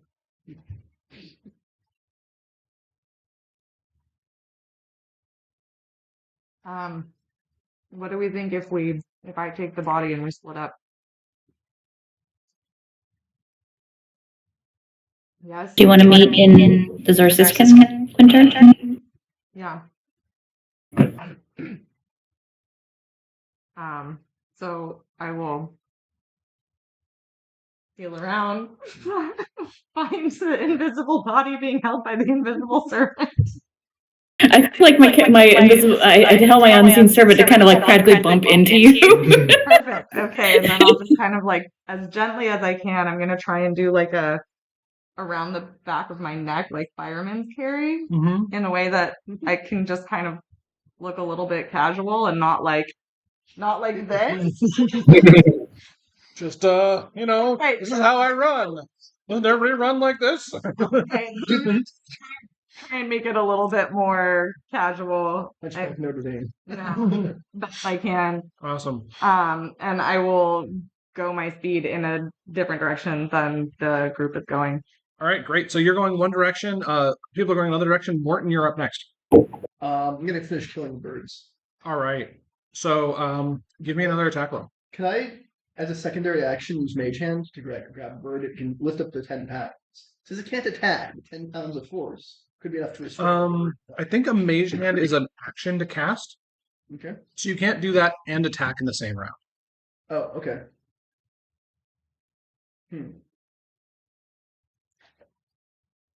So which one would you rather do?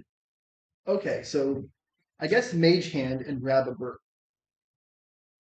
Okay. So you cast mage hand and try to grab a bird. I'm gonna have you make bird grabbing via mage hand. Because I think you're right that a bird is within the size of something it could grapple. So I'm actually gonna have you make a attack roll. Okay. With what? It's going to be just a d20 roll plus your intelligence modifier plus your proficiency bonus. So intelligence. I know what word proficiency. So your proficiency bonus is currently 2. Okay, so unarmed strike, basically. Yeah, it's sort of like, well, no, it's Okay, intelligence. Boom. Boom. 16? 16. Sure. I'm going to say that you cast and That's then two? it manages to grab onto this bird, which is not really moving naturally at this point. It's super obvious now. Like a normal bird, if you tried to grab something like that, it would have like flown away. This one is just sort of like, I am being grappled. Oh no, bird panic. Yeah. So you've got a hold of it. You're not like crushing it to death though with a mage hand. But you definitely you are now plus 1 bird. And you know what they say about a bird in a mage hand? Wow, it's real gross all of a sudden. But I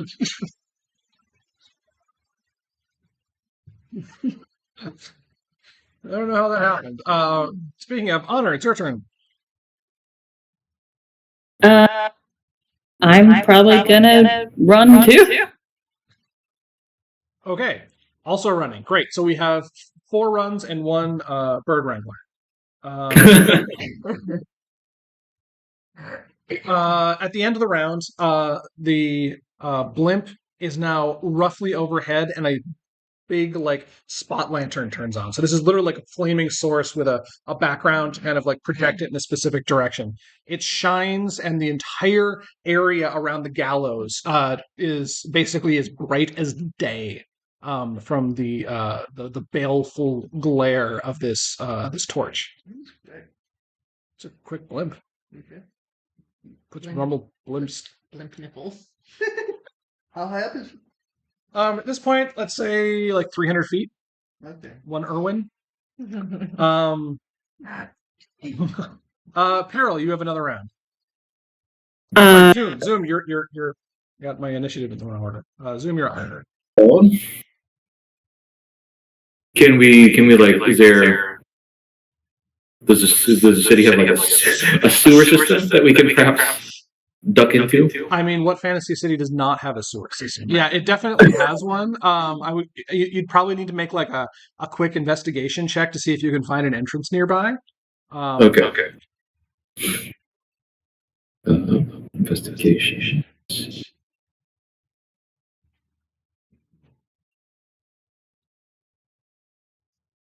That's a 14 plus 2, 16. 16. Yeah, so you remember actually, because you passed this way before, and you've done jobs that require knowledge of sewer entrances and exits, and you had spied one entrance about 2 blocks away. That's let's call that like 120 feet away, which is way shorter than a block is, but work with me. Yeah. So let's say that was your bonus action to try to remember where exactly that was in relation to yourself. So. I guess I'll head towards that direction and motion for the rest of the group to follow, and then mutter something incoherent about mages and familiars. I'll give you that one for free. Peril, you're up. Are we in the circle that's illuminated? No, you've run away from it, so you're outside of that illumination area. Yeah, at the moment. Okay. I'll follow Zoom. Okay, following Zoom. Anything else? No. All right, Zach. Oh, that's me. Can I go back on that? Sure, absolutely. I'm just going to message you, and I'm going to say where we're going.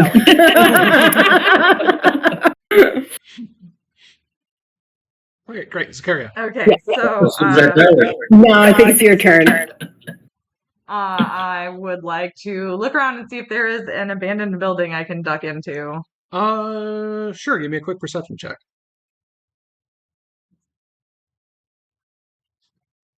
Nope, natural one. So Rescue you guys, Here's you. I'm going to find a new adventuring group.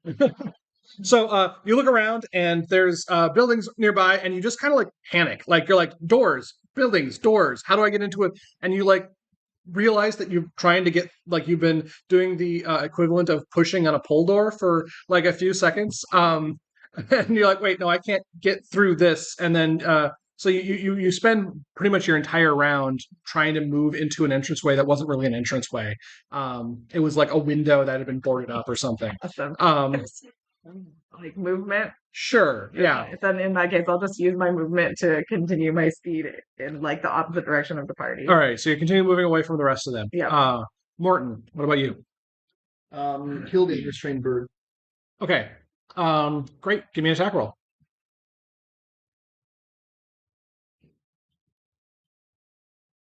Shins. Low. 25. 25. You. Natural 20. All right. So you The bird. Whatever. You're sleep over with Herbert. so so this is a little bit like if you were to try to hit a piñata with a wrecking ball, right? So like there was a bird, now there are just the innards of a bird. And they're all over the place. Oh, Like you hit some critical part of its like spine or something, and it just lost all cohesion. The other bird is starting to look a little alarmed by this, but cannot struggle out of your mage hand's grasp. Do you want to do anything movement wise? Ooh, I have a crowbar. I should be using that. +2 against crows. No. So can my movement use the mage hand? No, you can just move yourself. No? Okay. Okay, I won't do anything else. Okay, that's fine. Honor. Anything you want to do? I mean, I think I saw Zoom like kind of be like. So she's going to use a bonus action to Misty Step 30 feet Okay. and then dash the rest of the way. So that'll get you 90 feet to it. So you'll still be 30 feet from it. Yeah.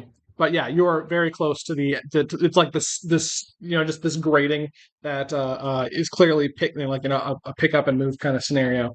So you're right next to it. You can immediately smell things coming from down there, and but maybe that's not super forefront of your mind. At the end of this combat round, the blimp moves closer. This time, it actually moves right over Morton. And the spotlight, it's almost like a Steven Spielberg movie. It's like the light comes down from above and you're just bathed in it. And there's a loud, like magically amplified voice coming from above you, saying, "Don't resist arrest. We're place our weapons on the ground and prepare to be apprehended." And now round 3. Zoom, you're up. Resist arrest. I will message back Carol and presumably the rest of the group and say, into the sewers, anywhere but here. Or underground, anywhere but here. And I will continue to dash towards the sewer grating. Yeah. Has the magical spotlight seen us, or knows it has that? not. You guys are completely unseen at the moment. Okay. So far, it looks like it's focusing just on who the crows were messing with and got messed with. Can we message Morton and tell him, like, Get out of there? what are you doing? You fool, get out of there. Yeah, so you dash, you're right up next to Honor right now, who, since you're a rogue and you can triple dash. Peril, you're up. I'm going to message Martin and I guess say, let us know if you need help, and then continue following them. All right. Zakaria.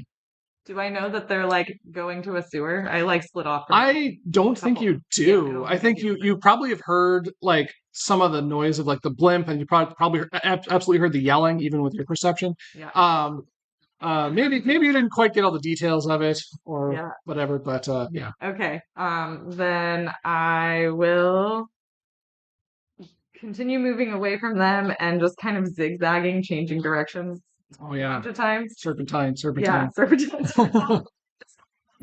There's a trail trying to mess up the trail and heading towards the Zorsiskin Quinter. I'm gonna have you make a survival check here to see how well you throw people off your trail.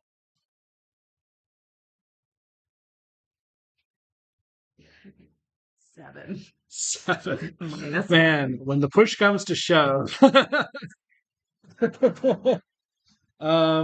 Well, the consequences of that we will uh, figure out later. Morton, you're up. I'm gonna make like a tree and get out. Okay. So, are you just what is your exact get out of here plan? You're not gonna. So, at the moment, you have a bird in hand. There's a blimp that is almost certainly going to move faster than a person can run. Yeah, it's a magical blimp. Okay. Yeah, it's a hex blimp or something. Well, can I get into a different sewer than that? I mean, it's all the same sewer. Like it might be a different entrance. Okay, I'll get into it. I'll get into a sewer. Okay, so the same way that I made Zoom kind of roll to see if he remembered where one was, I'm going to have to make you do the same thing. All right. So investigation. I mean, if I can't find a new sewer, I'll use the old sewer. Investigation. Yes. Hey, 20. Not Great. natural. Dirty 20. Fantastic. So you're like you similarly to Zoom. You maybe even you talked to Taffy, the kid who was in sort of your employ for a while, and probably clued you in on like some of the interesting things around the city. And one of them was a similar sewer entrance that is used by like Dezectric smugglers when they're trying to get contraband fireworks in and out of the Quinter. And so you this one's actually pretty close nearby, and so you slip around the corner. The blimp is following you as you move and sees you go into the sewer, but can't really do anything about it. I'm pissed they think it's called birds, but hey, that's Yeah, I guess what is happening to the last one? Like your mage hand is there, holding the bird, but I don't think you can. can't attack it. Yeah, you can't do damage with a mage hand. Um, I thought you could I can punch. take it and grab it. that's what I'm curious about. Is like, does it move with you? I can move it. Should be able to move the bird. It's light enough for me to move the bird. I don't think it can. You can use your action to control the hand. So I mean, I run slower. that basically means you run slower, but you'd still, as a rogue, you would still run 60 feet by using your bonus action. And every time you order the hand, tell the hand to do something, it can move up to 30 feet. So it's not keeping up with me. So it's not keeping up with you. Okay, I gotta let go. I gotta let go of the bird and save my skin. Yeah. Okay. So you managed to slide into the grate. The wet of the sewer like squishing down under your feet. The smell like shoved up into your nostrils as you come down on it. Your eyes do not immediately adjust to the much lower lighting in there. I'm going to drop out of initiative for right now because there's nothing like actionable. But you do hear from above you that there's like you hear this like a swishing sound of a rope being lowered, and people fairly slowly climbing down a rope in your direction. Oh, so I can take one at a time then. I'm curious to see where this goes. So yeah, sure, you can certainly try. I wasn't able to jam this thing shut. Let's take one at a time. If you want to try to do that, absolutely. Give me a sleight of hand check. Actually, first of all, I would like to know a little bit of how you plan to do that. Well, what kind of grade is it? This is just a like lift and slide kind of like a manhole cover. Is there anything? Lift and slide. Yeah, I know. That's what I was thinking. Like, I'm not sure how you would easily jam something like that. Okay, it's not jammable, basically. Yeah, I don't. I mean, if you could think of something, I'd be down for it, but I can't actually. I mean, I have there's any kind of if there was any kind of handle underneath that I could put something through. Nope. No. You're smooth on both sides. Yeah, I don't think I have anything that can jam it. Okay, never mind. Okay, Do you have any calcs or something like that? Yeah, do you have any D4s? I have ball bearing. Oh, you have ball bearing. All right. What adventurer doesn't leaves their bed in the morning without ball bearings? And a bell. Spells. Spellbook and candle. Always useful. Yeah. But you need to exercise something. I'll come back to you in a second. Let's talk about the other group. So you've got 3 people who are going into a different entrance to the sewer. Now, all sewers lead to Rome, I guess, but they're probably all connected somehow. But you guys aren't familiar with this sewer, and they tend to be very labyrinthine. I think, given the timing of this, now is probably a good time for us to take a break. Okay. And we can all sort of think about what we're going to do next. Now that we're in 3-4 different locations as a party. Before we take a break, Yeah, I'll tell you we're what I'm party. doing. Absolutely, I would love to know what Zamboni is doing with Herbert. So I'm gonna tell him to go to sleep, and then I'm gonna trance. But if he gets up to leave, I'll stop my trance to Okay. not let him. But other than that, I'm hoping I can get a long rest before everyone else comes back. Okay. I feel like this is the point where, this is a series, you constantly put away to the funniness of her, with Herbert. Yeah, exactly. Yeah. Yeah, exactly. It's the perfect the plot. super intense scene of Morton sliding into the grate and It's like, ooh, look, I can bring it. He's making pig noises. Yeah, he's making pig noises and that one's named Sheila.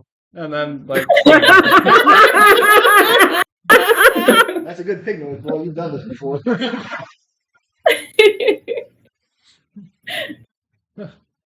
All right. So if you want to drop off the Discord, I think I'm just going to leave the stream running because I don't want to have to reset it up again. But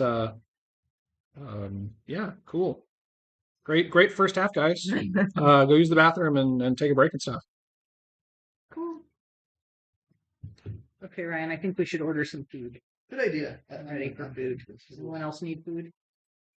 Kind of just eating snacks. Yeah, I know.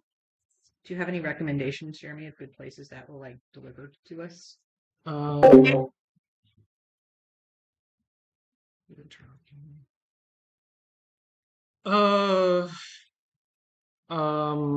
kind of food? Do you have a food preference? What do you want, Ryan? Thai? Oh, yeah. What's the Thai place that we go to? Whatever it is, it's spicy. Do you guys mind spicy? Yeah, but you can normally, as long as you get the right Yeah. Thai food, it's not going to be spicy. Well, I ordered the mild and it was spicy. Mild what though? Curry? I don't remember. Probably. What is it called? Sawasdi Thai food. So that sounds Indian. Sawasdi is welcome in Thai. Oh, There's okay. a lot of Thai restaurants named Sawasdi. Oh, that's so funny. Or it's a city. I can't remember which. It's something Thai. Yeah, Sawasdi Thai cuisine. Ventura. That's the one we normally go to when we're there. I wonder if it's the same one. There was one called Sawasdi when we lived in Ventura. I wonder if it's the same one. Oh, it's on Johnson Drive. It probably is. Oh yeah, that is the same one. I couldn't remember what street it was, but as soon as you mentioned it. Greeting means hello or goodbye. Rusty crap. Cool. Okay, I'm just gonna write this for a second. Okay.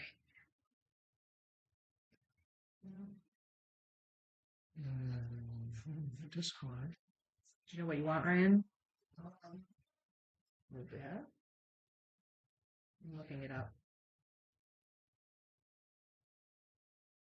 Vegetables and tofu. Anything not spicy. Don't you think on the very front page of restaurant website, it should tell you what their address is, because I'm like, I don't know if this is the right one. Well, thanks. I've got their phone number. I mean, Well, I it's the went to 805 number. That should be the right one. sawasdventura.com literally has all that right at the top. Oh, interesting, because I was at sawasd-thaicuisine.com. Oh, Sawasd Ventura.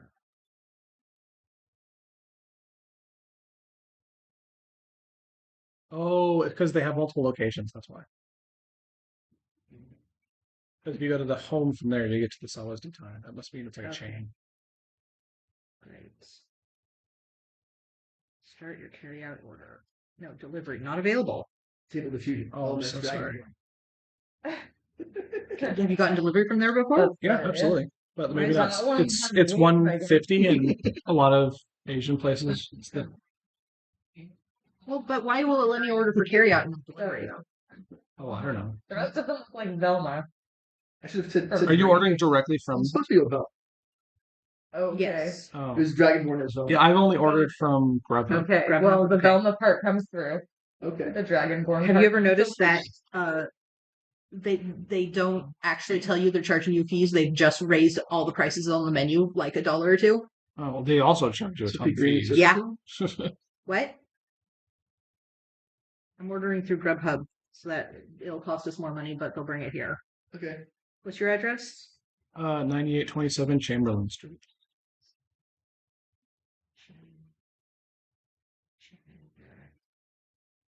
Street Ventura. It was there, and then I finished typing and it went away.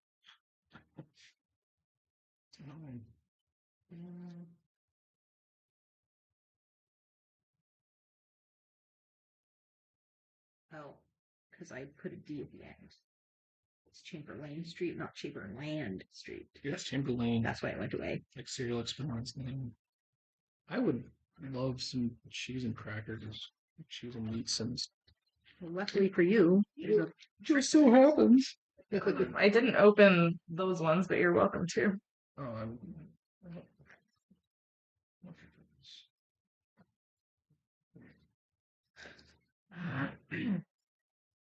Do you want to look at their menu, Ryan? It's Sawasd Ventura. Okay. Yes. I do in fact. This is called Crying Tiger. Oh, they're very expensive. I have to admit, this session has gone in a completely different direction than I expected. Wasn't quite like the party being like, "Hey, you know that thing we were going to do right at the end of the last session? We are not going to do that. What were we going to do at the end of the last session? We're going to Take Herbert to take last- Herbert to Lassiter. Yeah. Well, that was before we saw the dead bodies. That's true. I know. Yeah. I gave you a curveball, and you curved with the ball, which like makes sense and stuff. I'm not trying to. I'm not Yeah, no. complaining. I'm just saying it's just one of those. Yes. Vegetable tofu soup is good. Orange tofu is good. You can do. Yeah. You want to get something that I want to eat also? What do I need also? Noodles. Look at a pad CU. Okay, good. Let's see.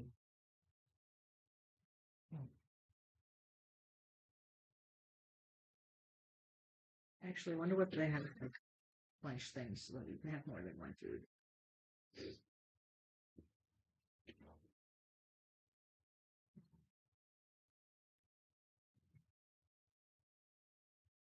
No. We do not have any combo plates.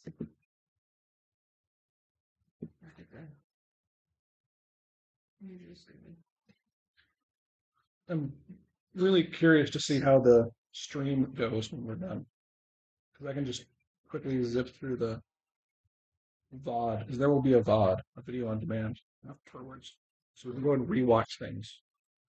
Just what we. I'm like, I'll watch myself sit there and think really hard.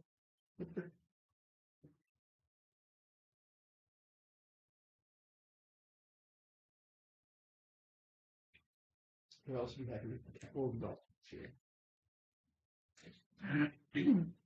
Oh, it's making me choose hot, medium, mild, even for pad CU, which normally has like no spiciness available. Are we sure we want to go here, Ryan? Whatever you want. If you say you want to go somewhere else, go somewhere else.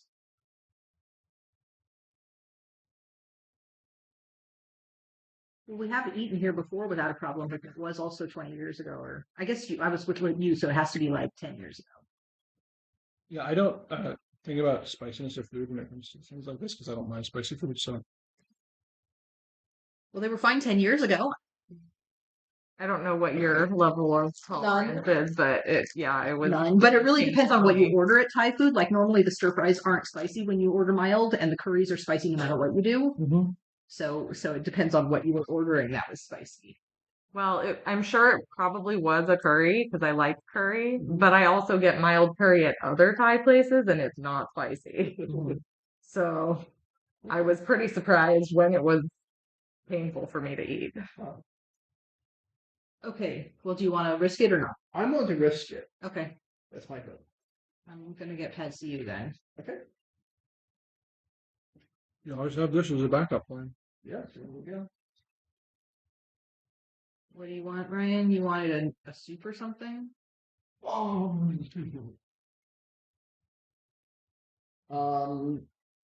Orange tofu and vegetable soup. And Well, okay. I just if we're going shopping after this, we're not. That's a long time for leftovers to sit in the car. So okay. I don't know if you want to order something that's going to cause leftovers. You're right. So which would you prefer? The soup or Orange tofu or I don't know what the soup. Is it noodle soup you said? vegetable soup? Vegetable soup. Vegetable and tofu noodle soup? Sure. Egg noodle in vegetable broth with mixed vegetables and tofu topped with roasted garlic, green onion, and cilantro. I don't think I want either. Pick whichever one you want more. Okay.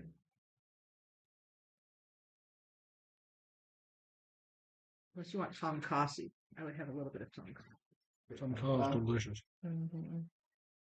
Yes. But tonkatsu normally a little bit spicy, even when you get it mild. I'll get the tonkatsu with some rice. Your definition of spicy is so different from mine. I don't like it at all spicy. Wow. I don't want it to be amount. I used to like spicy when I was younger, and then I'm like, no, I really don't like this, and I stopped eating it. I don't know what happened. I don't know if I realized my preferences or my preferences changed. It's so hard to tell. I mean, my eating preferences have changed over time. Yeah. Yeah, eating preferences certainly can change. For me, at least, like, because my husband loves spicy food, and for him, it like tastes good, and for me, I'm like, I can't taste anything because it's My tongue is just on fire. painful. Yeah. That's how I feel about spicy food. I'm like, this is just an unpleasant sensation, and that's it. It just hurts, and I can't taste anything. Ryan, should we get a small for $10 or a large for 16? Large. Okay, and you want white rice or fried rice? Fried rice is good. Okay, because that's like another entree. We got fried rice, but I do love fried rice also. Yeah. So Fried rice keeps you in the car for 2 hours. in the car for 2 hours. I mean, as long as it's not shrimp, you're probably fine. All right. Let me look at that Or fried rice. guacamole. Yeah. Not that you'd have that in fried rice. I'm just thinking. No. Yeah. 'Cause I mean, I love guacamole, but man, you cannot. like not warm Keep out or it aside. anything. Yeah.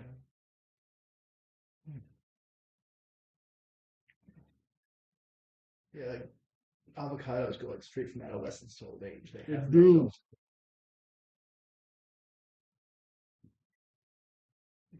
Okay. I mean, they're worse than bananas. Bananas are the. shelf. I normally get pineapple fried rice, Ryan, but it has pineapple, egg, onion, cashew, bell pepper, and yellow curry powder. I don't think that it normally has bell pepper in it. Our other option is Thai fried rice, which is egg, garlic, peas, carrots, onion, green onion, and cilantro. Sounds good. You want that one instead of pineapple? Yes. Okay.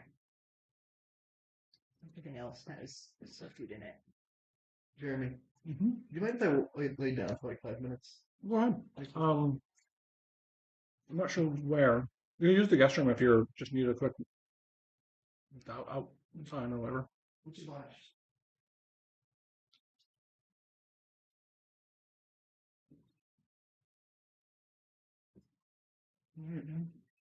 Oh, I totally want to try iced tea. Get a Thai iced tea. Stream is still streaming.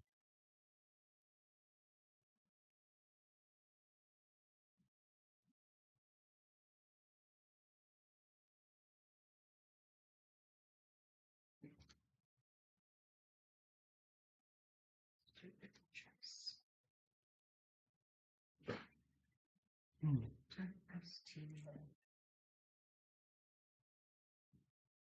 This entire. Oh, I wonder if it's making up my audio this entire time. I bet it has.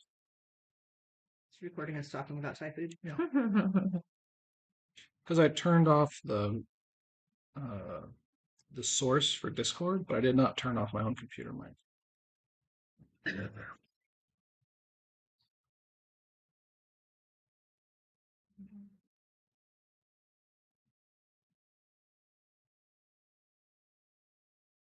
Grubhub doesn't recognize my Grubhub login? That's strange. No. Okay, I only have one.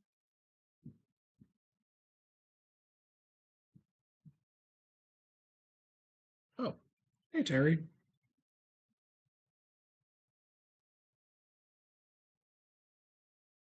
Fine, reset my password. I think I'm just gonna try to do this for all of our sessions going forward Yeah. because I think it's useful for me, and if anybody is interested, they can go watch the VODs. Mm-hmm. You know, but I know like I really like the idea that I can go back and like double check on something I said. Mm-hmm.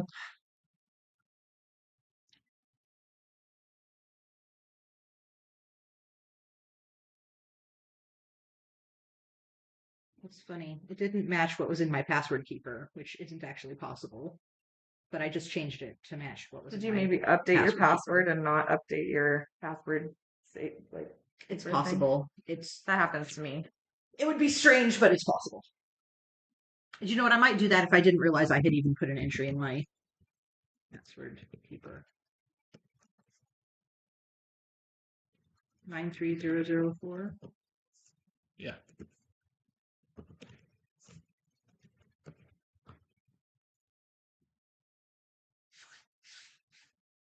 Yeah, my East Coast friend Jesse was also like, "Oh, I want to watch you guys play." So I'm like, "Oh, cool." That's weird. See, if somebody said that to me, I would say you should probably watch like voice actors play and not me. Yeah. Well, I mean, she's like she was. I mean, she's a friend who's been at like sessions and stuff before. Yeah. So I think she Still. just wants to see us play. I understand wanting to see your friends play, Yeah. but Jeremy's the only one that knows her. Mm-hmm. So she's only watching one. No, she knows like our other group though. Okay. She knows. I mean, she and Terry. I don't. You don't probably know this, but she and Terry dated for a while. Mm. I don't know if you've heard of the Jesse. Oh, Mhm. Jesse. Yeah, Jesse. I know Jesse. You know Jesse. I was gonna say, Jesse loves me. she loves a lot of people. Yeah. That does not mean the negative thing that you might think it means. It just means Oh, she's yeah, no. she's I a very think loving she person. really, yes. That's what, It means you're not special. No, I could imagine Jesse wanting to watch us. yeah. I'm like, cool. I mean, actually, I just realized if she watches this VOD, she'd be listening to us have this conversation right now. So, future Jesse, or possibly even We current love you Jesse, too. we love you too. I don't know you, but I'm sure you're great.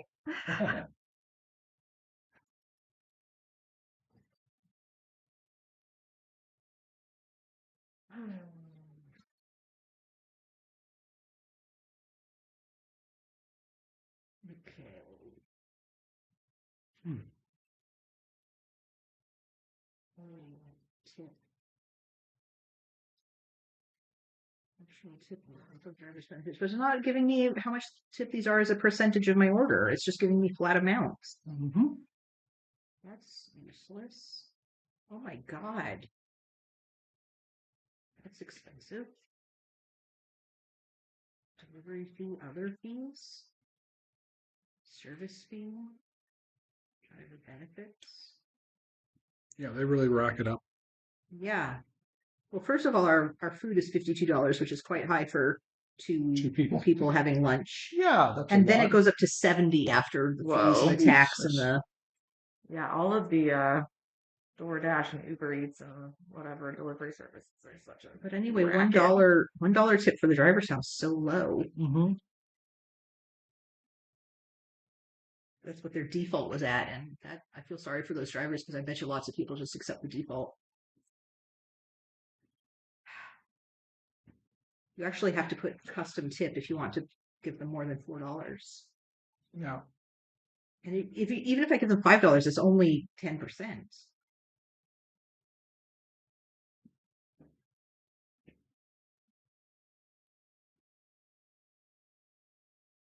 Now $77.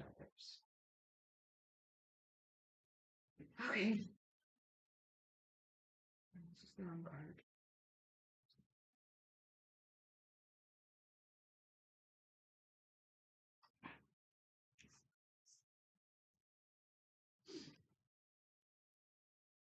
Just realized I didn't say when we were going to be back. We will just have to guess. Well, our food is supposed to be here between 2:32 and 2:47. But we'll just eat while we're playing. It's not like we should wait. Yeah. Well, I'll defer a little longer at the very least so that Ryan can get his nap on. Yeah.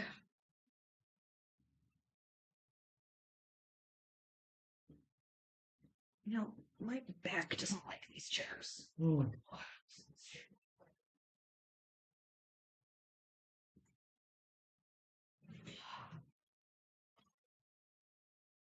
It doesn't move backward. It's supposed to move back. It does. You have to pull the thing on the left. Is there another thing? No, that's it. You pull that and lean back. Ah, I see. It's not powered, I just lean back. Yes, us poor folk have to actually manually move our chairs into position. Well, when it's got your feet on this, like my feet can't touch the floor, so I just have to use my body weight to rock myself back. It's very awkward. Yeah, I agree.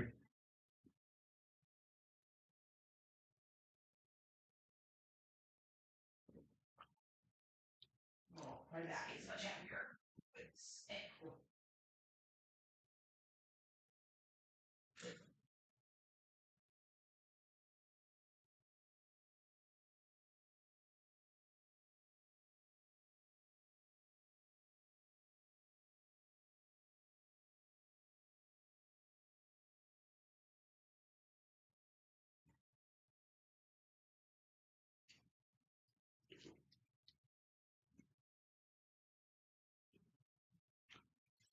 All right.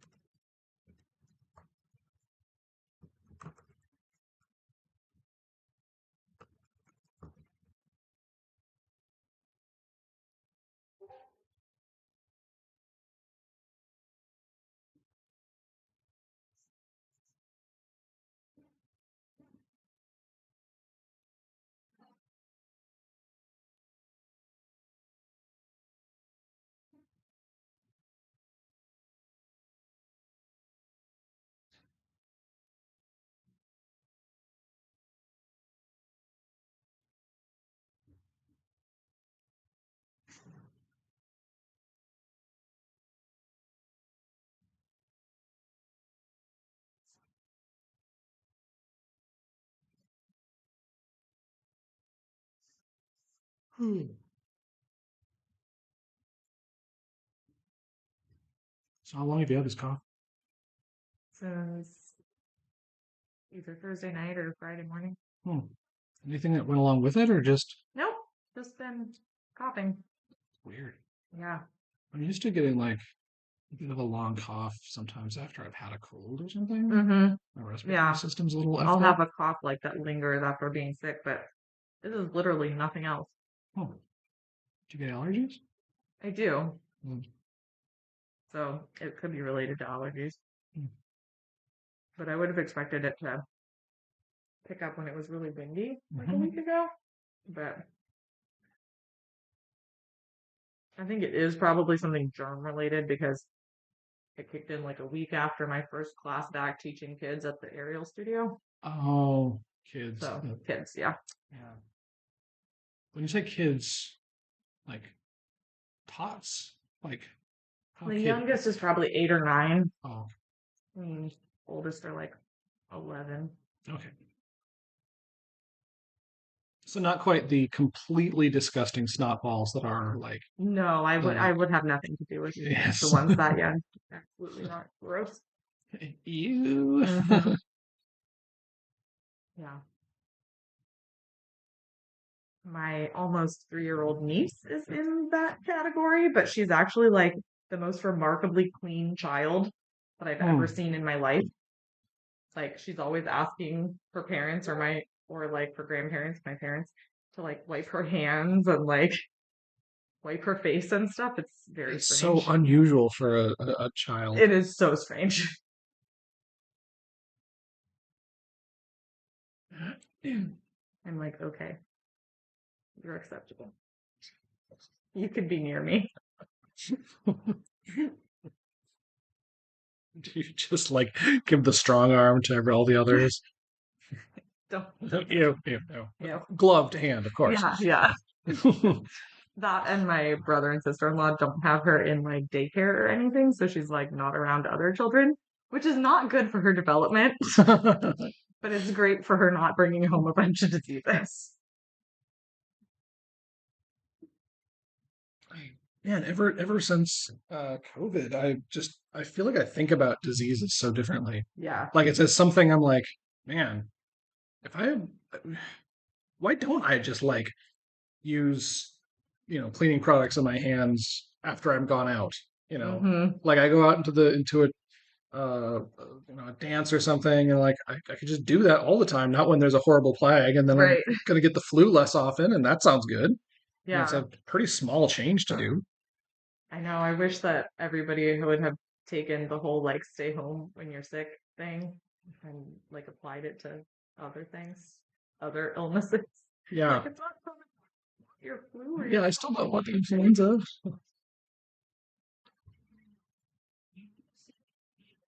Yeah. No, we're just too selfish in this country. I don't know wear a mask when I go out and sick, but then sometimes I worry that people are gonna like not want to interact with me because I'm wearing a mask, so they know I must be sick. I think it's more likely that you'll get people who are like crazy right wingers who will yell at you for wearing a mask than people who will not want to interact with you because you're maybe sick. I haven't actually had a problem with I mean, I still wear a mask sometimes, and I haven't ever had anybody. Yeah, I probably haven't left. I mean, well, I don't know. You've traveled, but Southern California is not exactly a Yes, it's true. Yeah. even for those viewpoints. Although they are around. They do exist, yeah.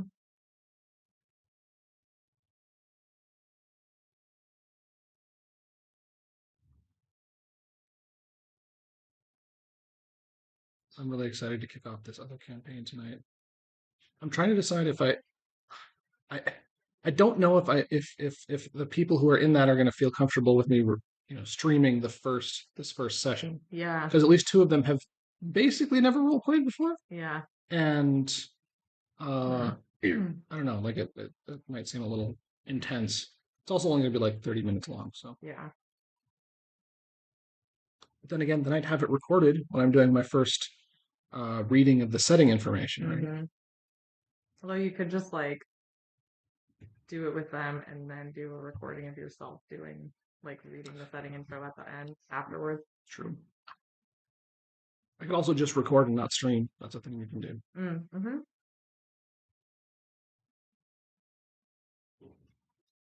So really fun. You can have videos and not share them with the world. Yeah, I know. It sounds crazy, but you can also make videos that are longer than 45 seconds. What? No one would watch that much. Apparently, some people have something called an attention spanner. Never heard of it. Yeah.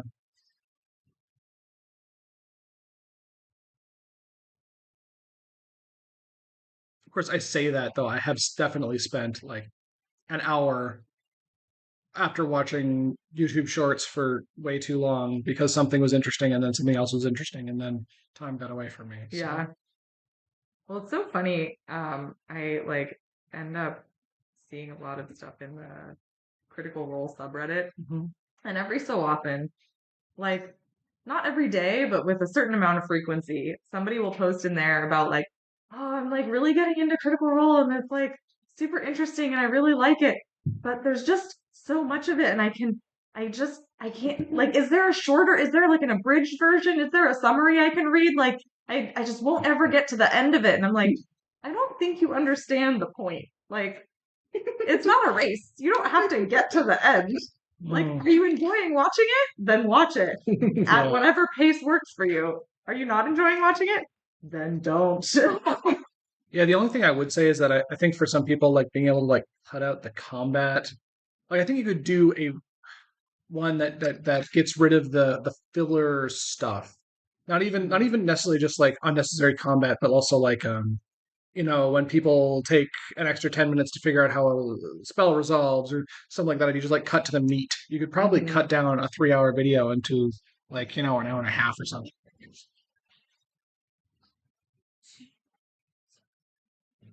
And I went, this really needs editing. Like, I would watch it with editing, but otherwise, there's just too much down. There's a feature in HTML4 where you can jump to places within a video, Mhm. and it's really underutilized because you can just have like a nested here's everything in this video, and you can say, oh, well, we're at this place. I don't want to see that. I want to jump to here. In literally every single Critical Role video, the top comment is somebody who's basically put a bunch of timestamps. Oh, Yeah. really? Yeah, so you can kind of jump to the next thing if you're looking for it. Though sometimes the timestamps are like based off of quips, like someone said something really funny here, but that can Mhm. be fine too, but Cool. it's Yeah. maybe not exactly what you're looking for. Yeah. But I don't know. To me, like, I get what you're saying. There's definitely like dead space because it's live People play. talking, Yeah, because it's live play. But I don't know, like that doesn't bother me. And there are other like uh real play videos, not Critical Role, that like do edit. Hmm. So Yeah, like, Dimension 20 does some editing, um, which can be kind of nice. But it's also, I don't know, makes it feel a little less, I don't know, there's like this amateur appeal to the unedited thing where you get to see all of people's different stuff. Yeah.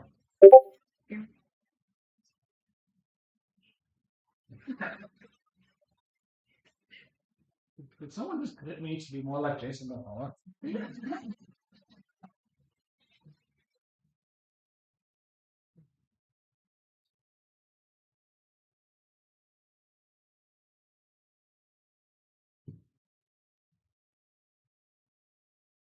that actually looks like a dragonborn. Yeah, now it's True Dragonborn, not Nephilim. Yeah, well, I don't know really how you're gonna combine the two. You can. It does a good job sometimes. Didn't we show you the Sauron Care Bears? Oh, did you see the song? I don't think I did. I saw the Palpatine Rick Astley, and that was horrifying. Yeah, they're all pretty horrible. So yeah.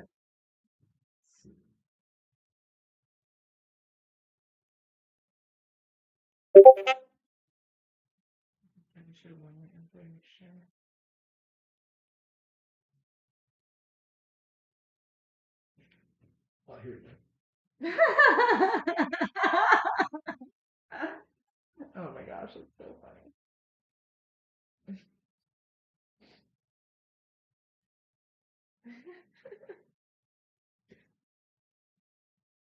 Oh my goodness.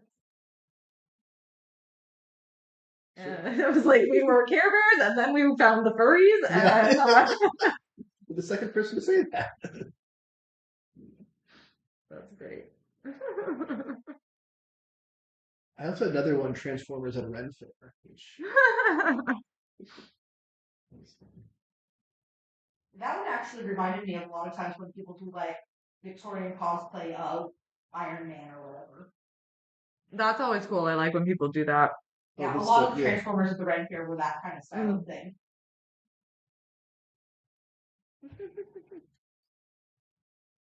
Yeah, they made into a helmet. Mm-hmm. People say it's not creative, but if you mix things up, it does a nice job of combining.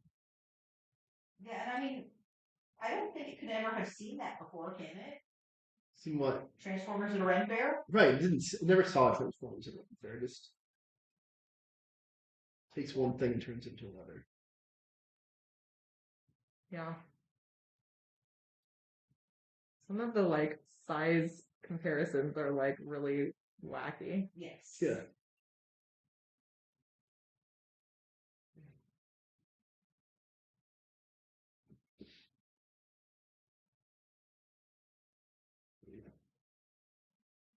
It's a fun toy, but there's so much hate revolving around it. Well, I think that it can do cool things, and there's also a lot of danger in what it can do, and that's and in particular, I think a lot of artists are upset about it because it's stealing their content and turning it into something else and not paying them. So Yeah. Is it stealing their content more than like if I look at their things and learn to draw from people's things though? yeah, because you're actually learning to draw, so it's not the same thing. As teaching a machine to draw? Mm-hmm. Why is me learning to draw different than teaching a machine to draw? Because you're a person creating something new.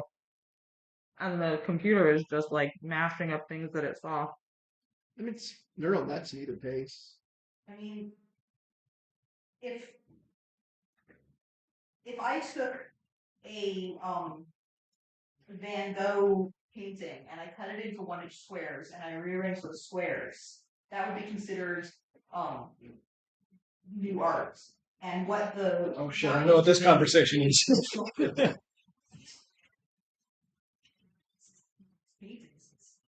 seeing what kinds of colors tend to be near each other. Like I can take a picture of Leia and apply somebody else's style to the picture of Leia. Yeah, and that's what people are upset about. Because it's like that's my style that I developed over a lot of time and effort, and you're just taking it. Like I've seen artists who wrote like draw in my style instruction manuals. Okay, if you did that, I don't think you would. But then she was upset that people were, Drawing her style. using computers to copy her style. It's like, Well, you but just that's expected different. people not to be good at it. Here's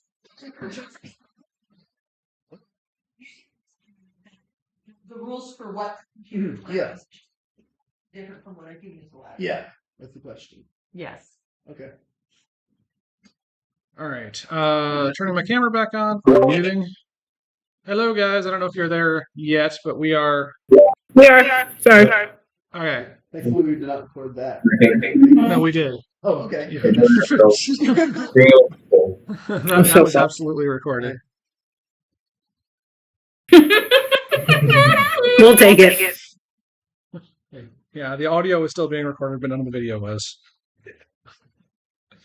Sorry. well, next time you can do an OBS scene where you have like going on break or whatever, and like switching over to a camera of a cat or something. I don't know. Yes. I had all sorts of plans for that, but then I spent like 2 hours getting things set up this morning and finding out that certain things didn't work like I thought they did. But I would actually appreciate any help with the OBS part of this. Yeah, absolutely. I have some experience with it because I streamed a little bit in the past, but No, that's okay. That was. Yeah, I don't have too much experience. I helped some friends set up some streams over the pandemic, but that's about it. I don't have too much experience with it, but I can. I don't expect to, but that is awesome. Let's see. Kristen. Mm-hmm. I have a favor to ask of you. Since you've been kind of the Discord mom, if you have a chance, could you rename the how to train your zombie stuff to Dawn Shadow of Acopia? And I said that right before we got on here, actually. Okay. Chris is like, time to change the title. And if you could add, I think each campaign should probably have a new channel that is like VODs. That'll just have links to the VODs. Like YouTube, like links to the YouTube VODs. video on demand. Sorry, I don't know if that's in your lexicon or not, but yeah, because No, all of it's the okay. stuff is going to be on YouTube basically forever-ish now. Oh my god. Yeah. We have an audience of one. It's private. The channel is private. Just whoever has the link has access to it, so it's not available publicly. So it's an option. Anyways, all of that out of the way. Our food is almost here, by the way. Oh, Can I see what you were embroidering? Yes, I'm actually making lace. cool. Picking it from where we left off. So, 4 people four people? 4 people are in the sewers right now. Morton kind of one place. Oh, there they are. That's a very loud doorbell. It is. Yeah, the cat hates it.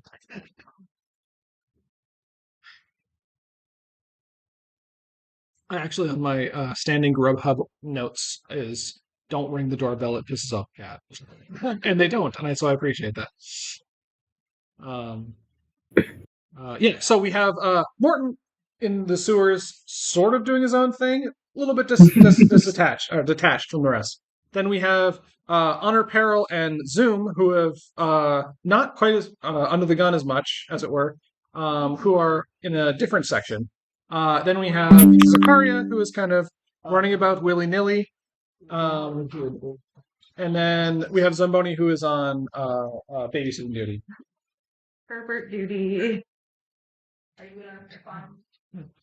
And in trance mode, right? Yes, and Zamboni is currently trancing.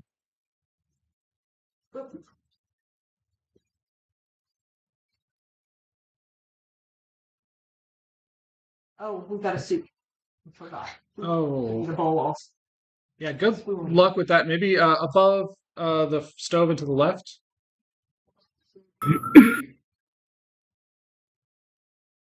The stove further left, and further one more time. Hopefully there's some bowls in there. There might be a big one. Yeah, perfect. Bowls. Sorry, some people ordered food, so we're just doing a little bit of logistics for the moment. Yeah. I just completely gorged myself on cheese and crackers, basically. Those are giant bowls. There's nothing smaller. Yeah. Those are. Oh, Now they're a container. you hungry? We're having a cat meow at us right now. Oh, okay. Buddy, you hungry? We had I think it was I put in the food channel. Anthony made homemade Japanese style curry with tonkatsu. Yum. And then we also had the matcha mochi brownies to follow. And crackers. I